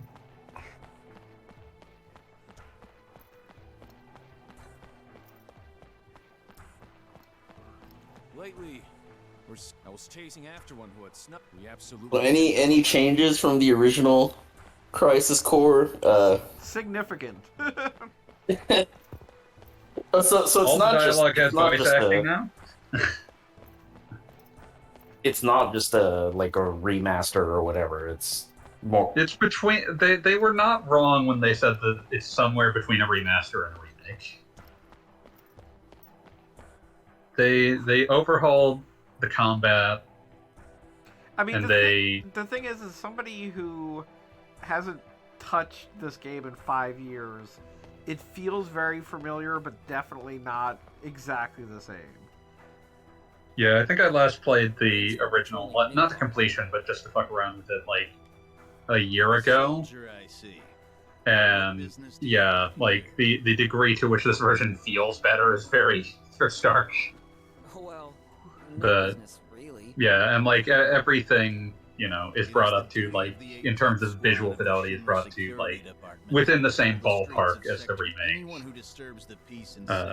It's just generally they put a lot of work into this. They really went for it. They did not have to go as hard as they did. What do you mean? Who is it that finds lost Well, children unless and they, takes them like, back you to know, their wanted to be mothers? impressive or something. Who is it that I mean, I guess this is something that probably. I'm just saying that like there is we have all seen Square when they are like subdividing ass to a level that is very difficult to put into words, and this is not them doing that. Yeah, this would be the same system that hosts another converted PSP game that arguably just makes me throw up. Which one are you thinking of? I am specifically thinking of Final Fantasy. They're all named after playing cards. Oh, Type 0. Jesus Lord. That is a bad game. Bad game with a bad camera and bad motion blur. Like, literally kind of made me ill. Yeah. I don't think that the rest of the game is really worth plowing to get through to get to. But it does go out of its way to make you sad. I would say that Type 0 is like a huge misfire in basically every time. I mean, I hate to say it, but excuse me. What were they going for there, other than it? Like, because this is what makes me leery of Final Fantasy 16, because because this is what they think adult Final Fantasy. Yeah, that is my thinking on what I was looking at for most of Type 0 was, you know, this is us trying to be edgy and adult, and it's like, no. I'm bothered that they decided that they needed to cut Chocobo's head off again in 16.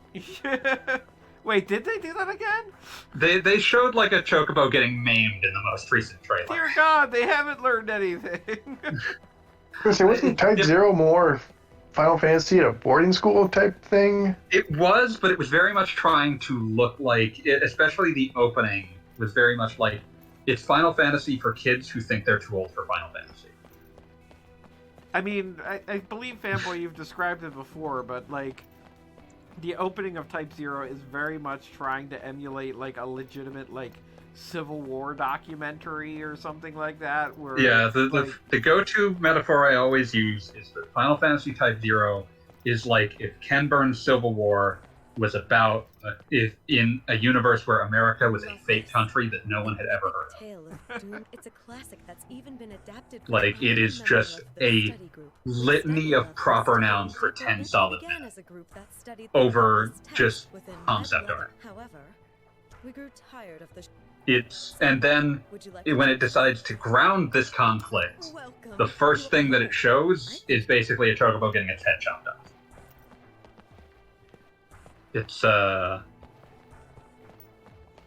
It's trying for a very specific tone, and again, the only way I can describe it is that it's Final Fantasy for children who think they're too old for Final Fantasy. That exact, like, 15-ish demographic, where, like, their parents aren't paying enough attention to stop them from watching a chocobo get its head chopped off, but they will consider that to be what an adult Final Fantasy would look like, and then won't question that it takes place in a boarding school and the entire cast is just your classmates. I do not have any children, but I would like to publicly state that if I were to ever have children, I would make sure that they never see a chocobo getting its head cut off. Like, that is, like, number one, with a bullet, what I do. Do not chop this bird's head off. Yeah, if you see this bird and something is happening to it, you look away. But yeah, like, they showed the scene of this child with the blood splattered face again in the most recent F-16 trailer, and it seems that the blood came from a chocobo that was getting injured in front of him. Woo. Yeah, I don't know. I'll play it, but I don't have an inbuilt affection for it because I'm not an FF14 fan, so who knows? I mean, that's the thing. Like, I hate to say that Final Fantasy has accrued enough goodwill that I will play anything they put out, but it's wholly accurate. It's one of those things. It hasn't accrued enough goodwill. It has accrued enough. This will at least be probably an interesting failure if it's a failure. Like, Type 0 is one of the few that I would say is not a terribly interesting failure. How about you, sir? But I don't know, like, I don't know. I'm also one of those people that honestly doesn't like pure fantasy Final Fantasy. Well, and I they mean, seem when to be is it ever very pure much fantasy? Yeah, it's almost never pure fantasy, but like, this one very much seems like it's designed for people who like see overt sci-fi elements in like early sections of Final Fantasy and get miffed. Because there's definitely like a more fantasy bent to the MMOs than there is to, say, FF7 or 8 or 13. Or 15. Yeah, I mean, well, 15 literally has you pushing a car at the start. Which I liked. I liked that was an interesting way to ground an otherwise fantasy setting. And then eventually the car can fly. Yeah, but by that point, you know, it's already done a lot of stuff. So it's like, yeah, you know, we can have everyone get out of the car and push. And it's like, okay, that's something you can see these four dirtbags doing. I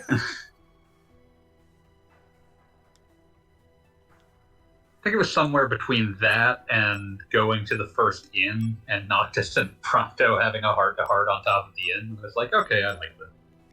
This is what I wanted out of this video game.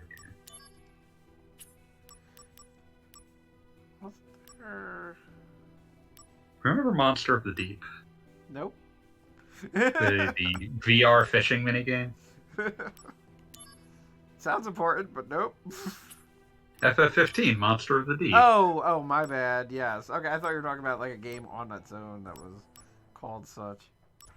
Nope, PSVR, Monster of the Deep. Available for nothing else. Soon to go extinct since PSVR 2 is not backwards compatible. I was about to say, why? Like, I'm sure there's technological reasons, but it really should be something they're trying to sort out. I like his little fist pump pose in the status screen. Like, he just you're leaving him hanging every time you leave the menu. Bow wow wow. Bow wow wow.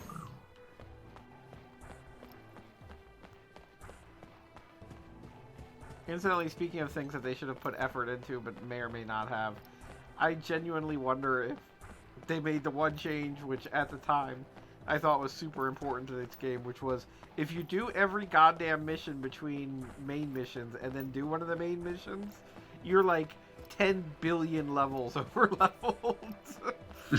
Like, it's like it's like, oh no, Sephiroth is attacking, and you flick him away.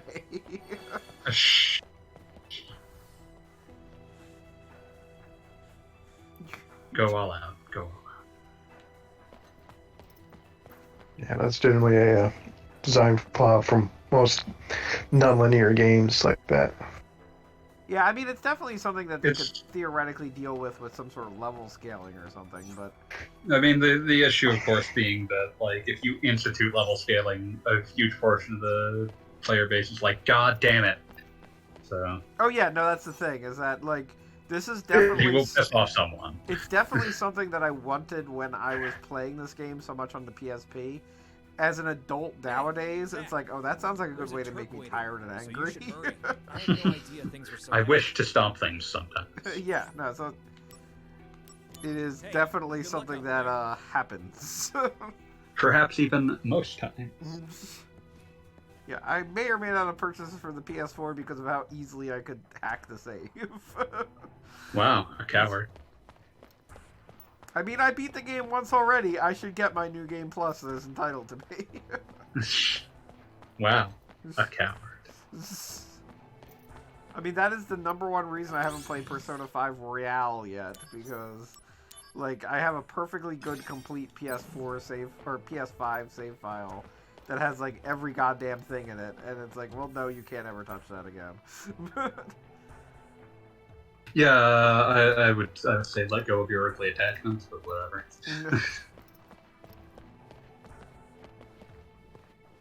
Let go of your earthly. I was fucking playing Armored Core 1 yesterday, and having a much better time of it than a friend who was also playing it, because it was much easier for me to, like, not get irritated that I would lose, like, half my cash because I kept getting shot.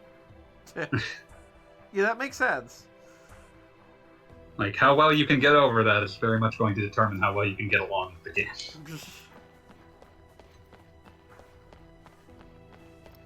How many Armored Core games are there?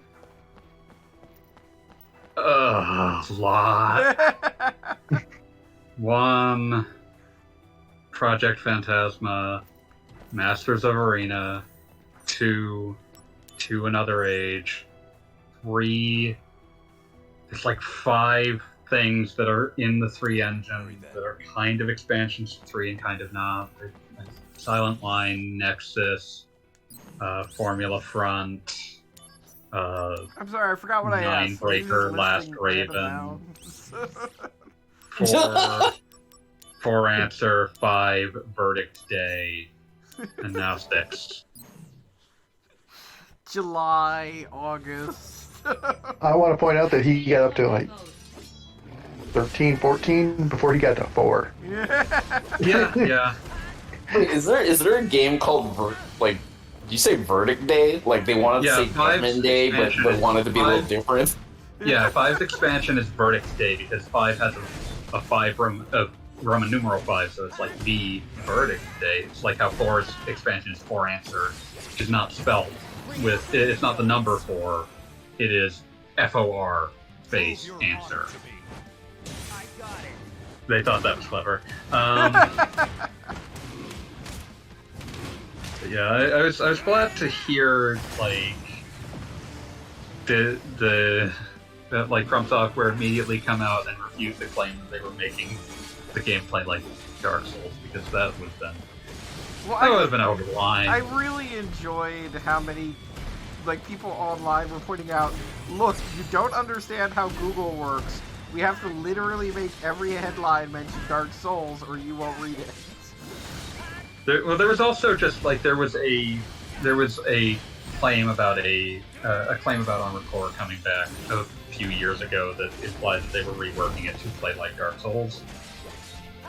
And God, that sounds so boring. Well, I'm not certain how that would work other than just kind of... It would just be Robot Souls. Like, yeah. That's what they would have done. Like how Hyrule Warriors isn't a Zelda game. Yeah, like it's one of those things where like naming it Armored Core at that stage would have just been toxic. Because the few people who cared about Armored Core would have made it their life's mission to like tank the game's reputation as much as possible. But it's one of those things where it's like it's good to not have that, because like, man, I'm kind of tired of Souls games. Mm-hmm. Kind of tired.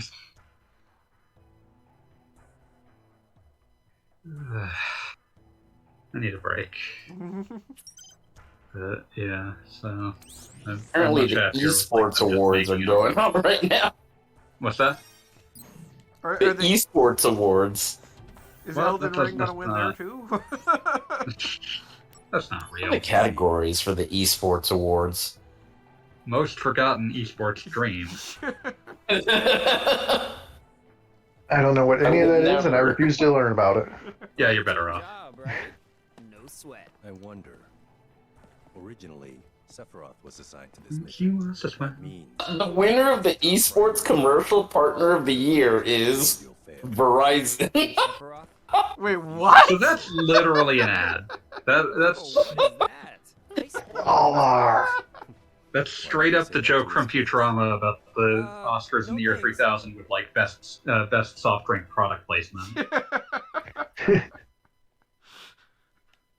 We're not that far off. I was going to say the Video Game Awards was just last week. We're definitely not that far off. Yeah, no, we're 100%. I'm sad that this chick Hydra Bob will never come back after his drunken disorderly charge. Weird trees. Let's get some dumb apples. Dumb apples. I cannot believe they made that a running thing. This is Benora Village? Like, there are just some writing decisions that, like, as an adult, I look back on some of the Final Fantasy games, because I've mentioned this on the stream before, but there was, probably until the time I was like, I don't know, somewhere between 12 and 15, like, I just assumed if a piece of media was produced and somebody went to all the effort of making it, it was as perfect as it could be. Like, I don't know, I guess in my brain, like, I assumed literally everything was created by, like, a team of geniuses that, like, carefully distilled everything down. I think I thought that when I was 7. Yeah, well, I thought it definitely through at least, like, young teens. These guys. And, like, it wouldn't be, like, I guess I'm exaggerating when I say everything. But definitely things like things you like. games logically had to be made by people who knew what they were doing. As opposed to this guy are sick. The thing I would say about the writer of most FF7 projects, Kazushige Nojima, is that he is a guy who swings for the fences in a lot of ways. And sometimes that produces, you know, things that I think work out really well. And sometimes that produces, you know, things that, dumb apples. maybe go off the rails a little hard. Eventually the hero will turn into a friendly dog. I think that Crisis Core, for the most part, nails the parts, the emotional parts, which is the things that matter, but it's, it has some strange ass choices. But Migan Gaga. It would not be as interesting if it was not made by someone who would make that kind of strange choice. So. Yes. No, but I mean, just vaguely exhausting that the object of significance is dumb apples. I'm looking at, like, Nojima is fascinating to me because before he worked at Square, he seems to have mostly worked at, like, Data East? He wrote... No, he wrote a bunch of Tantei Jinguji Saburo games, which were very traditionalist, sort of hard-boiled Japanese detective games. Okay. And he wrote a bunch. He did write a bunch of RPGs. We got none of them because they were all Glory of Heracles games. Oh, those.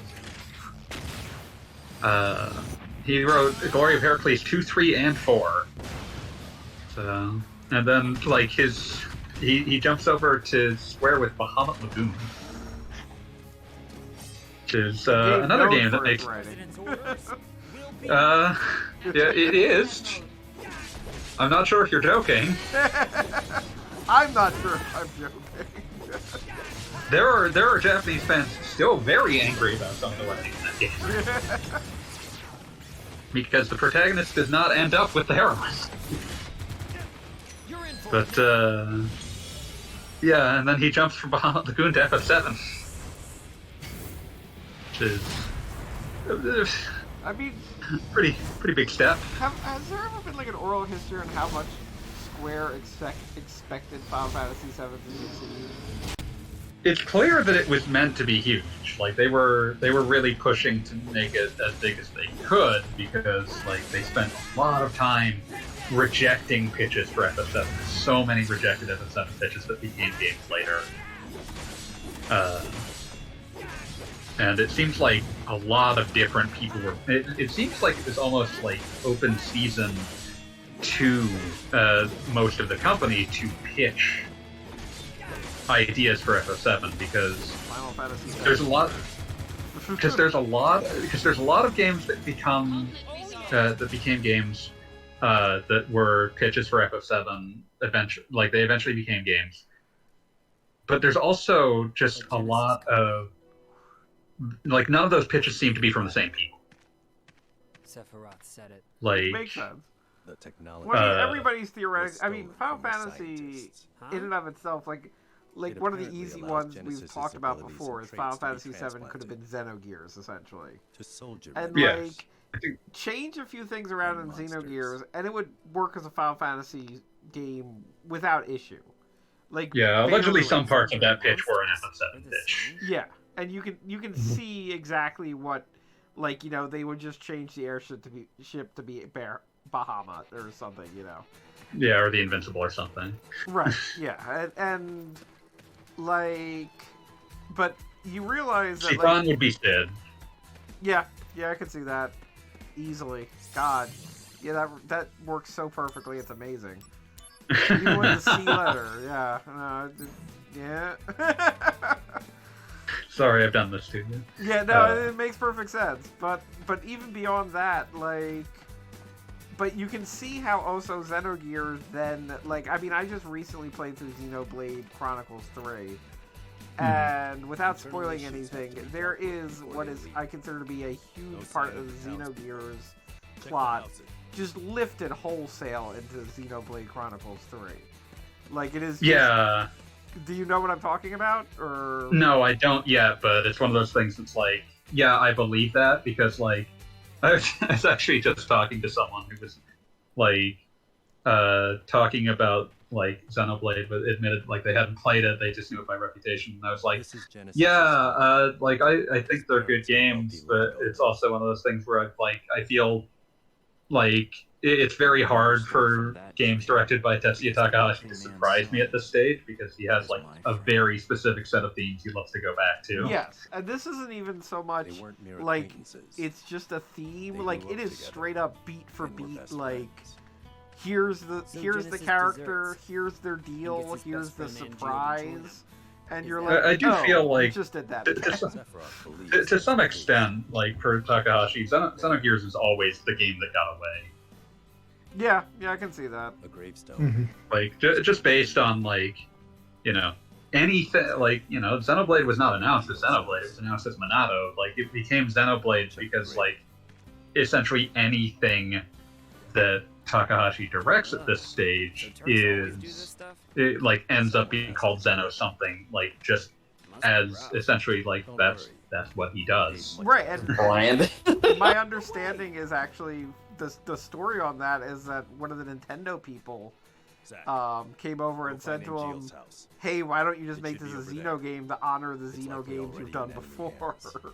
Yeah, I believe that was brought up in the Iwata Asks about it. Yeah, which is just kind of like, I mean, that was particularly at a point where, like, Xenogears had problems, but I can't imagine coming off of Xenosaga without thinking, well, that was a complete failure of what I was trying. Xenosaga had so many scorch marks. Like, I don't even think, I think it concludes about as well as it could have given its circumstances. Oh, yeah, that's damning with faint praise.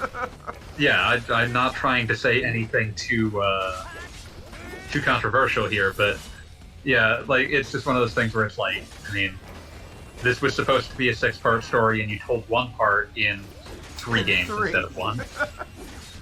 Well, I mean, I still say that it wound up being... It was supposed to be a 6-part story, and they've got 1.5. Like that would be what I would say. They did the first they did Xenogears Episode 1 in the opening cutscene, and then. Well, the idea. I mean, I genuinely believe they wouldn't ever have really done. That would never have been a game. The 6. Yeah, that would never have been a game, and there's no way they could have done like Xenogears Episodes 3 and 4 without the Square licenses, and still have it make sense. Like, I think by Xenosaga Episode 3, they had fully, like... Because I believe in interviews hyping up Xenosaga Episode 1, they were like, it's officially it's not related to Xenogears. We would love to work with that license again. I think there was probably some degree of hope that that was a negotiable license at that point. It's like, Square doesn't care about that license, but they absolutely don't want to sell it. Yes. But ultimately, the story they had in mind for what would have been Episode 1 definitely had to be expanded to 2. And because they definitely weren't making it through in 1, and as I said in my own Let's Play, if you pay attention to 1, like, other than character introductions, which don't get me wrong is very important, like, nothing happens in that game. Like, there's not a lot. Yeah, it's just it's all place setting. Yeah, it's all place setting, and even beyond that, it is very limited place setting. It's the pilot episode of a Star Trek franchise. Like there's a lot to establish because it's a complex sci-fi universe. Like, it's a counter at Farpoint. Yeah, but it is very much a counter at Farpoint, where they have to cover the past of the universe. They have to cover who the cast is. And other than that, like, literally nothing happens. I do think one thing that I do have to give Xenosaga is that I respect that Takahashi was good enough as a director to understand what his staff was actually capable of making. Greetings, ma'am. Because, yeah, it was very much like, almost everyone, like a good half that team, were people fresh out of college who like would have some experience with like 3D modeling programs and that sort of thing. They could stage cutscenes, they could make cutscenes, but like complex gameplay was like maybe a little out of their reach. So de-emphasize the gameplay, de-emphasize dungeon crawling. There are 4 dungeons in that game. Yeah, and just lean into what the team already knows, while like sort of teaching them as they make a much simpler game. Don't worry. And it's like, you know what? I've seen so many directors crash and burn because they just cannot accept what resources they actually have. A month ago. And so, you know, speaking of like, which, respect it's also manager. Kind of interesting to look at Xenosaga in the context of Xenoblade, because specifically Xenosaga Episode 2 has a combat system that you can see as the precursor to Xenoblade. With Topple and everything, and what have you. And then Episode 3 employs a tiniest bit of quote-unquote heat, wherein there's the concept of like drawing aggro and whatever, but it is like just paid the tiniest bit of lip service at the end. and then you get to Xenoblade, where, you know, heat and aggro is super important, and more importantly is the concept of toppling, which, like, the entire intro area is just like, this is the concept, deal with it. And that carried through all the Xenoblade games. And again, it specifically only exists in 1 out of 3 Xenosaga games. And not even the most recent one. Not even the one anyone likes. Yeah. Yeah, and easily, if I had to play through the 3 of them on just combat systems, Episode 2 would be dead last. They had some rejiggering to do on that one. Yeah, no, I mean, the concept was great. Weird. Monolith is one of those companies that's weirdly prolific. Like, they are always, like, super busy. My husband had that sword. Sorry, continue. Oh, no, that's just what I was saying. But yeah, no, I mean, yeah, they do have a lot of little games, too, that are out there that you don't pay attention to. So you have the people eternally keening for more bot Kaitos. It's never going to happen. They did Namco X Capcom. Yeah, which is just bizarre. Like the. Oh, picture of Angeal. There was a second Baten Kaitos, the Xenosaga 1 and 2 DS version, and Xenosaga 3 all in 1 year. Somabringer? Anyone remember that one? Oh, yeah. Roughly, yeah. I forgot that was also. They did a Super Robot Wars spin-off, which like Cosmos was in. Yeah, the Super Robot Wars spin-off is deeply... Kind of an Namco X Capcom. I was about to say, it's kind of a Project Namco X Capcom, and also it has... How do I put this? It is deeply horny? Like... I mean, Super Robot Wars in general is pretty horny, but like, this is hornier. Like, the intro, like, involves that...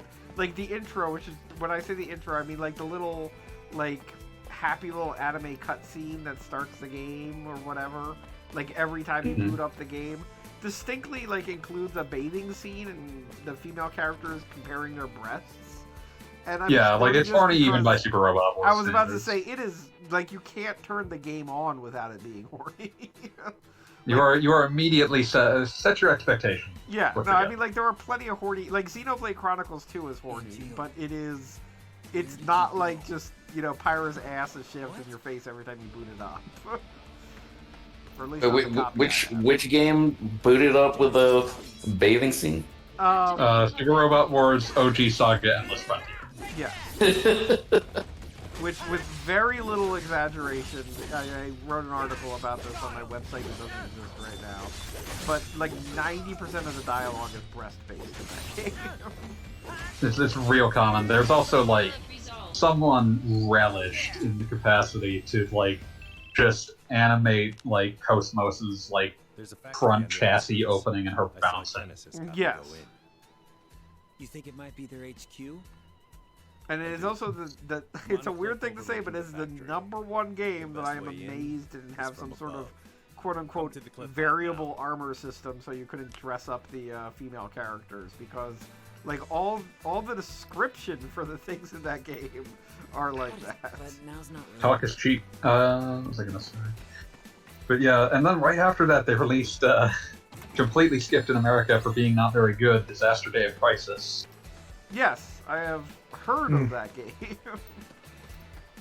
It was a disaster. And then they made a Dragon Ball Z DS game that no one's played. What would that be?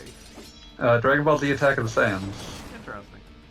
It's I didn't realize that was a Monolith Soft game, but I guess it's just a rite of passage for any given company to make a Dragon Ball game. I mean, it's probably the best Dragon Ball RPG you're gonna get. Again, with the damning with faint praise. It's the only one that's not a goddamn card game. What was it that came out recently? Is it like Kakarot or whatever? Huh? Are you thinking of Dragon Ball Z Kakarot? Yeah, was that an RPG? I never played it. It's an action RPG. It was made by Cyber. Pretty decent. CyberConnect's one of those companies that I always have a soft spot in my heart for, because they clearly, like, they are a company that is fighting tooth and nail to make the games that they want to, even in situations where they absolutely can't. Which is why they greenlit 2 more Fuga Melodies of Steel games. Which were already sequels to Tail Concerto and Solita Robo Red the Hunter. Which are in canon with a promotional safety manga made in Japan around the Tohoku earthquake. Well, these were all words that made sense to me. So, like, the entire, like, Little Tail Bronx is, I believe, the collective title for the series, is about what if little furry guys had tanks and robots? And then what if things got sad? And it's like, it's a game none of them has ever turned, like, I won't say none of them has ever turned out well, they're all like old classics. None of them has ever sold. Well, like, they have lost money on of turning out well. They have lost money on every single one of them, but it is it is the company's passion to make sure that these games happen, and every about 10 years they have enough financial leeway to make them. So I have a lot of affection in my heart for Cyberpunk 2. Genesis's parents were in that grave. But yeah, then they did Endless Frontier Exceed. We didn't get that because of the aforesaid bottom completely falling out on He wasn't at the house. mid-tier DS games. Give me time. If I find And then Xenoblade. I can talk And to then, him. Fortune favored the bold there. Maybe Genesis will come And back. then they've pumped out Xenoblade games at a rate that really shouldn't be possible. Huh? Genesis and NGO. There's a big gap between. It's one of those things where, given their size, but I feel like it's worth pointing out that Xenoblade 1 was a 2010 was my friend too. I was about to But say the bigger point is that the largest gap between Xenoblade games was between 1 and Time is X. short. Yes. Let's Yeah. go.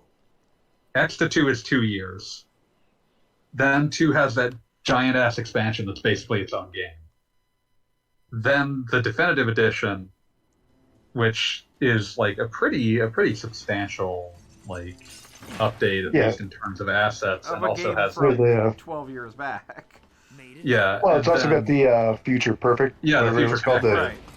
Right. Future Connected scenario, but that's another 10 hours of the game, which was not a game that was lacking content.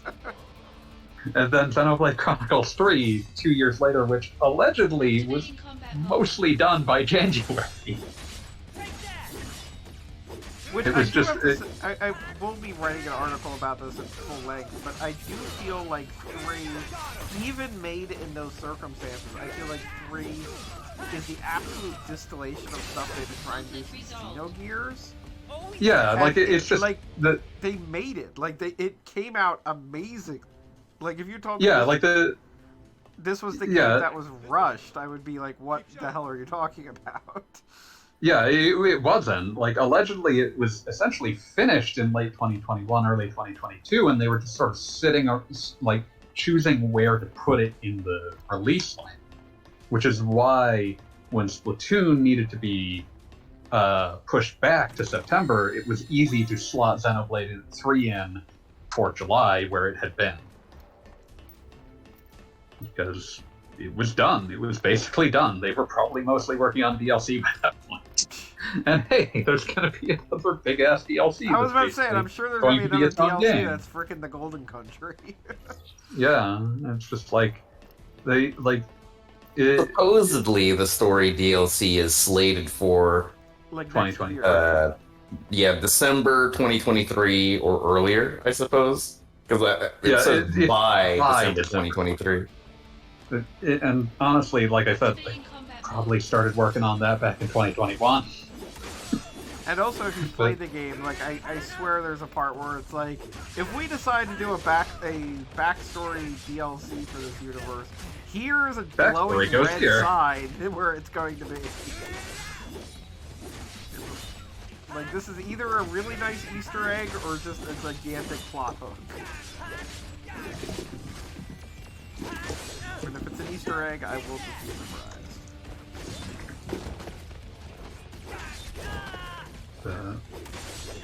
But yeah, no, I mean, that game came out, spoilers, Xenoblade Chronicles 3 was my game of the year, because it just nailed everything it was trying to do. And it's stuff that, having played the rest of the franchise, I can damn well tell you, they tried doing this before and didn't get, they weren't as successful. They finally got what they were trying. Yes. Yeah, so I asked someone, hey, I really like Xenoblade 3. Is it worth going back and playing the other ones? And I got a whole bunch of caveats in response. That is the thing. Xenoblade Chronicles 3 is the first Xenoblade game I can just recommend without spending 15 minutes saying, well... No gotcha.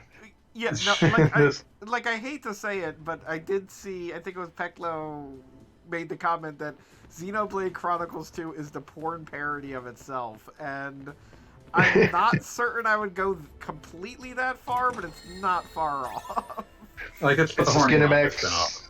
It's the horny manga spinoff of itself. Yeah, It's you go back and read those fucking Pokemon manga from 1999. It's like, why is this so fucking horny? Yeah, no, it being so fucking horny is just like, and I could not. The funny thing is that I could not see that game being anything but horny. Like, it is part of its DNA. Like, practically from the introduction. I think the most fascinating thing is the 2 and 3 have the same character designer. Which is, I don't even believe. Like, people say this. There's proof of it. There's I know evidence it's true. And it's like, no, you're kidding me. And it just goes to show, like, he got very different instruction sets in both these circumstances. And also, the one, I'm going to say, like, I don't mean to spoil anything, but there's an important character from Chronicles 1 that comes back, and there's an important character from Chronicles 2 that comes back.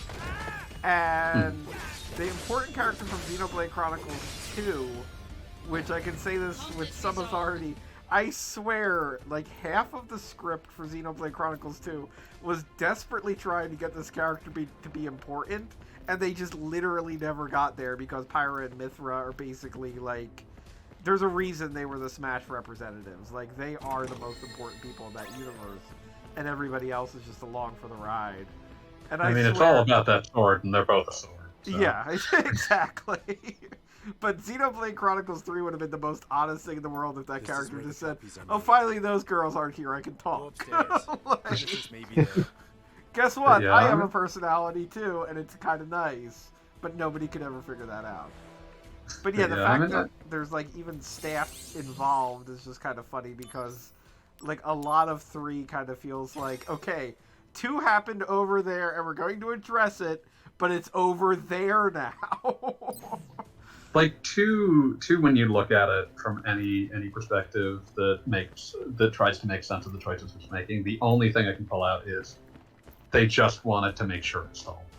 Yeah, no, I can't. Well, I mean, because they fully admitted the gacha was in there to get the game social media, like people would be, like, posting the fucking gacha polls that they got. Like, it obviously worked. Seriously? Yeah, it worked. It worked. It fucking worked, and, like, that was the point. It was like, it's clear that 2 was just like, we can't let this tank like X did for being on Wii U. We cannot let this be in the precarious position 1 was in. So, and also 2 like, was hire the manga artist, have them draw horny, put in the gacha.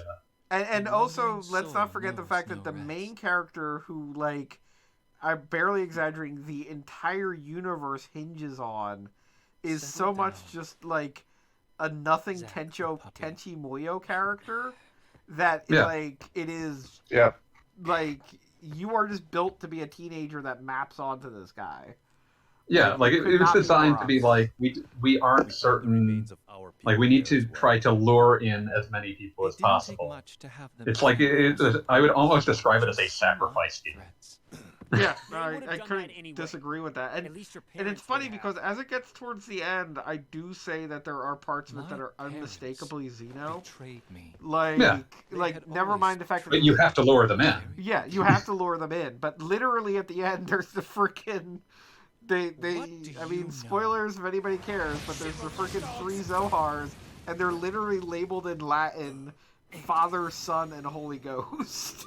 Like, okay, thank you for coming. Does that even count as a spoiler in a Xeno game? Fair enough, but it's just kind of like, it doesn't get more Xeno than just the Holy Trinity is randomly slapped on some rocks. And it turns out the girl we've been trying to bone is the Holy Ghost. It's fully my intention to finally actually finish the Xenoblade games. I'll get, like, 30 hours. And it's like, I'm enjoying this, but also, God, it's so long. So it's fully my intention to sit down and just play the damn thing. Yeah. My one issue with Xenoblade 3, I haven't played any of the others, so I don't know if this is, like, a shared issue with all of them. Oh, I'm excited to hear this. But the battle system 30 hours in is, like, 5 times better than the battle system for, like, the first 20 hours. It's all of them. Yeah, I was about to say, guess what? I would say that the easiest one to actually, like, it would be easy to go back to if you could play it.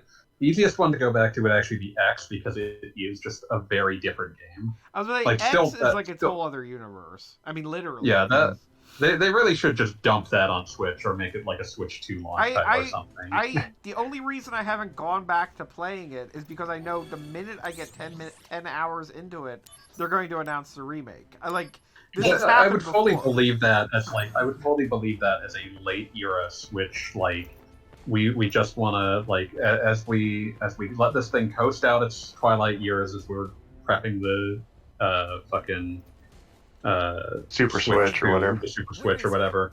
As we let that coast out, we will drop Xenoblade Chronicles X and finally make it so that no human being ever needs to dig out a Wii again. The same day they completely turn off Mario Maker. Wait, so is your teacher an enemy now? What's going on here? Well, you're supposed to be confused about it. Okay. Zach will never believe it, but you know whatever. Because Zach is a doofus. Is that why? When you build that into their characters. Is he a level 3 or level or what is he a senpai or not? I believe he's level 2 at this point. Okay. Yeah, I don't think he ever advances beyond level 2, does he? I mean, I think I don't think he gets an official promotion, but there's one point where like he takes on first class. You were the real first class all the time, or whatever the fuck. But no, I believe the only first classes that ever exist are Sephiroth, Angeal, and Genesis. But yeah, I mean, the whole thing, as is often the case with this sorts of like story about heroes, is just that like heroes are just people that step up and do things. Yeah. So. And have dead parents. That's important. So sometimes you're the sword magus. And you end up realizing that being a hero is a crock of shit. I love Wild Arms 2 for that. That is... I love how much the Wild Arms 2 is just like, heroes are just what people say so that they can tell someone else to do shit that sucks. My absolute favorite thing in Wild Arms 2 that I will never get over is that they make a big deal about the fact that the Sword Magus is like the holy sword woman who saved the world. And she is followed by the Guardian of Desire, which is like basically like the god. She wanted peace so badly that the dog god of Desire is her pet. And when you finally meet her, like no one has ever wanted anything more than she wanted peace. Right, like literally a god looks up to her because of how much she wanted peace. And literally when you meet her, she's like, "That's Lucian. I have no idea when he showed up." Like, it was just one day he was there. And it's just such like, this is how legends work. Like, this is my dog. Wild Arms 2 is like one of those things where it's so hard to recommend. I still love it. Yeah, well, I mean, it is 100%, like, what's the word I'm looking for?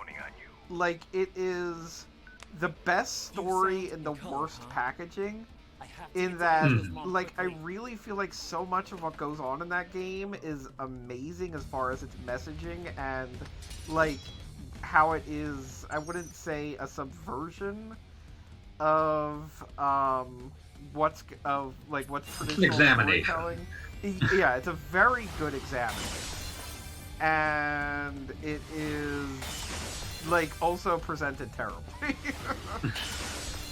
It does not help that it has, it's atrocious translation. It's an atrocious translation. You are saving the town from being shoveled with artillery by cutting all the artillery with your sword. By individually cutting them as they come.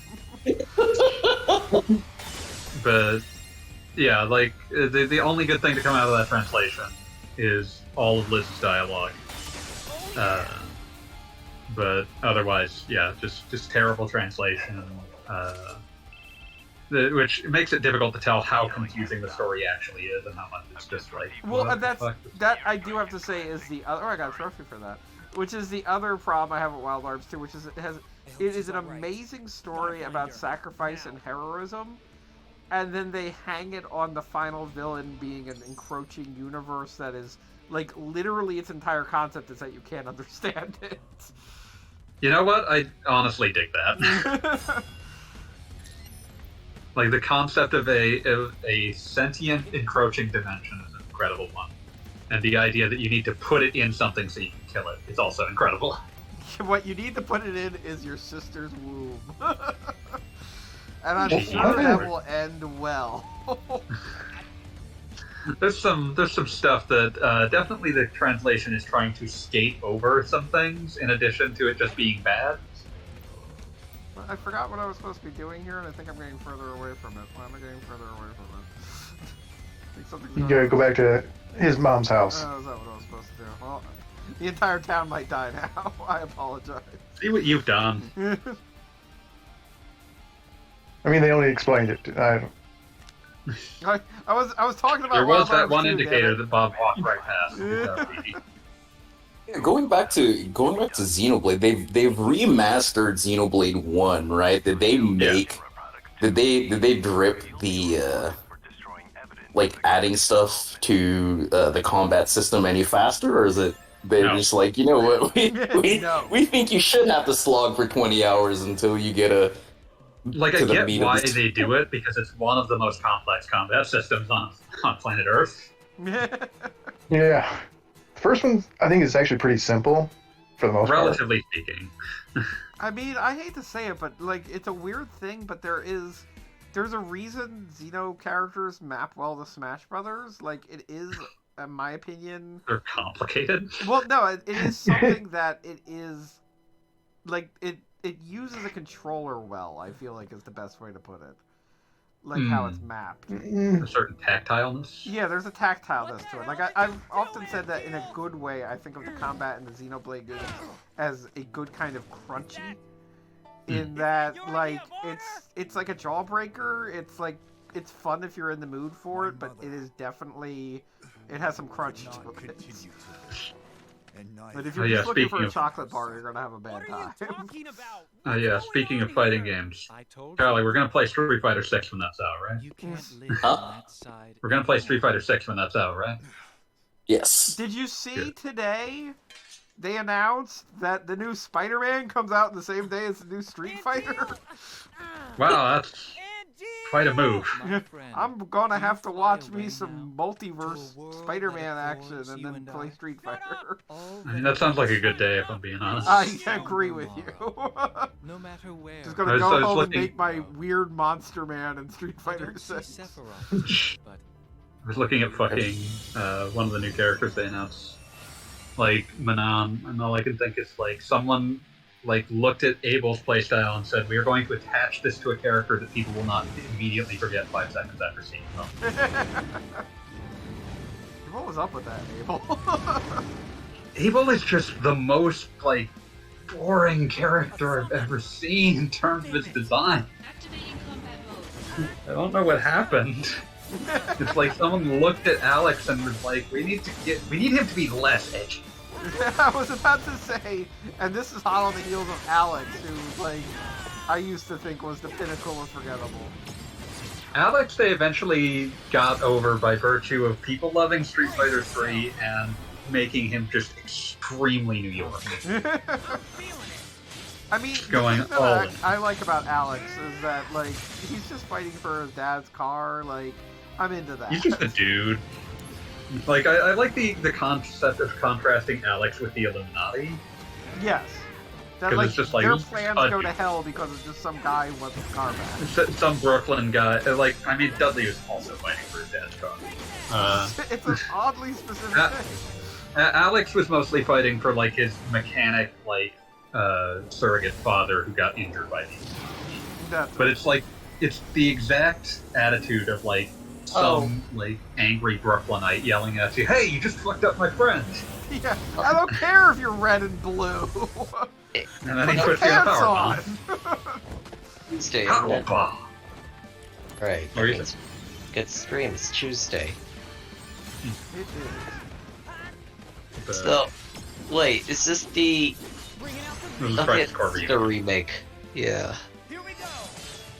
Yeah, I remember you talking about this last stream. Does every boss battle just like transport you into? Well, this is specifically a summon, so there's... Yeah, if you're getting a summon materia, you're always going to be on the summon. There's some history. I've never played this I've never even seen gameplay of Crisis Core before. Is the slot machine thing supposed to be like? Is that part of the gameplay? Yeah. Yep. It's happening it's constantly rolling as the battles go. That's just how it goes. Okay. This isn't the last boss? This is just Not a even boss. close. Yeah. This isn't even the last second Bahamut. boss. What I really just. Okay, yeah, I'm not gonna spoil it. I just only know like it has a similar ending to Halo Reach, I guess. Well, I'll just put it this way: Zack is dead at the start of FF7, and that is not a spoiler. Well, remake though. It has. Complaining that it's different in the remake is much more of a spoiler. In Halo Reach, Oh. do you fight a drama club nerd at the end? So, was this like the first... Okay, not counting the... Was this like the first time, like, Final Fantasy experimented with real-time combat in this kind of... Before 15? Because I know 15 was like the first mainline game to have, like, They were real-time... experimenting with real-time combat PS2 prototypes of FF13. It's the first time a released game had it. But You this is said also a spin-off, which is PS2? there was Oh, a PS2. Okay. Yeah, there was a PS2 version of FF13. Okay, this is the first time a release game had it. Okay, yeah. Yeah, there were some action elements in various other Final Fantasy spin-offs. Is that Yeah. Genesis or is that just some dude? Oh, that's It's Genesis. Gact! It's Gex. Which is a Genesis. Guys, okay, now that he's here, can I list my favorite Gact facts? I need to look up my Gact facts no. again. Oh god. Well, you has can't Gact memorize facts- your Gact facts. I don't know if you call them your Gact facts. Or your favorite ones, even. The most important List of... Okay, I found it. I fucking found it. List of stupid shit Gact has done. Went to a Princess Royal party in a bold cut. Painted a gigantic tacky golden dragon on his Lambo. Accidentally told all of Japan his supposed dick size on national television. That one. Can't wink, just blinks, but does it all the time anyways. Wears Keebler elf shoes constantly. Check if that one's true, because I never fact check these, I just like them. This isn't even the first Gact game that I played. Let me search Wait, something. what Well, would be the yeah, first? Bushin Guy. Bujin Guy, the Forsaken City. Yeah, that's another one who's the main star. He's the I'm actual like, star of that one. You just play it. imagine if like there was some like imagine if like No, not the dumb Sigh. apples. I was about like, to say one the of the dumb main- apples are gone now. They will I'm just never thinking about bloom like again. in terms of like pop stars on the level of like Gact, but for other cultures. Imagine if Gact was not Gact, Psy, Gangnam Style was like a playable character or like character in Maple Story or something. Maple Story. I'm trying to think of a Korean MMO, but like I was seeing like Pump It Up, but like So Pump It many Up will of make them. sense because it's a music game. But it's like, okay, Maple Story is the one that's like immediately came to mind. So I'm like, but it almost feels kind of fitting. Maple Story side collab with the okay. Correct joke is Gact yogurting. will not eat fruit. Okay, I cannot find any info on Gact wearing Keebler elf shoes. Oh wait, no, I can see some. I don't know. He's He like wears weird shit sometimes. releases a strippable body pillow of himself. Will not eat fruit because he doesn't want to peel it. Showed up, took apart multiple PlayStations in an attempt to build a super PlayStation.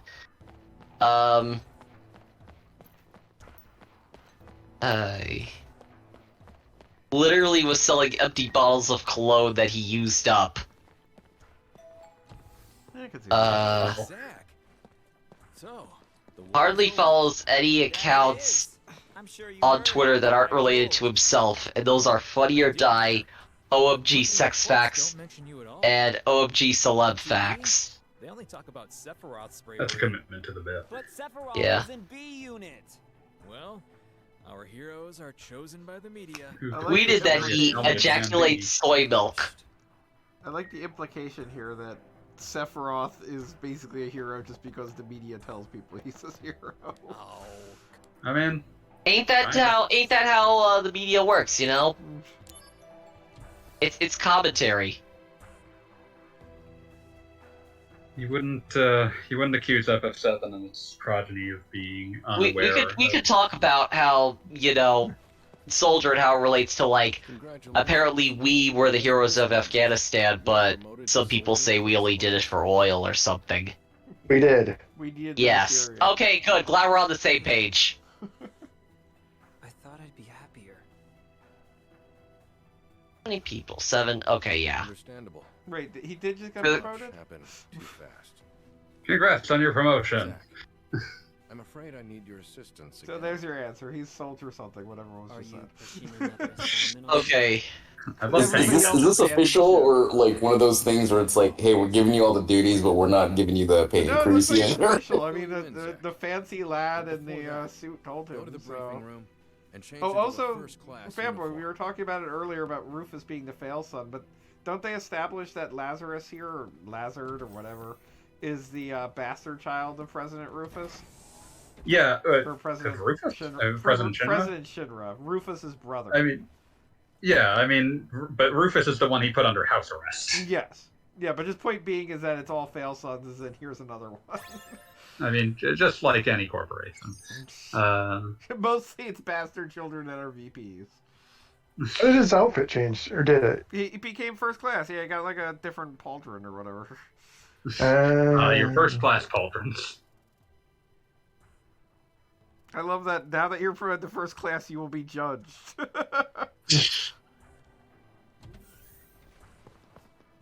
Results bonus. We officially Are you Zack? upgraded Zack. In the flesh. As Soldier First Class, you are now up. Whoa! So what do I do? First, open the main Yeah, menu. he's a totally different you color should now now. be able to select material. Now, try fusing Purple would have this been to before. material. If you have any questions, Oh, and you can fuse materia, which means you need to buy the Brady strategy guide to figure out how to do that. Or was it Prima at this point? By this point, I feel like it must have been Prima. I feel I like mean, Brady I didn't- definitely have Yeah, whatever it's Prima. strategy guide existed. Because Brady was PlayStation 1. Game packs. Let's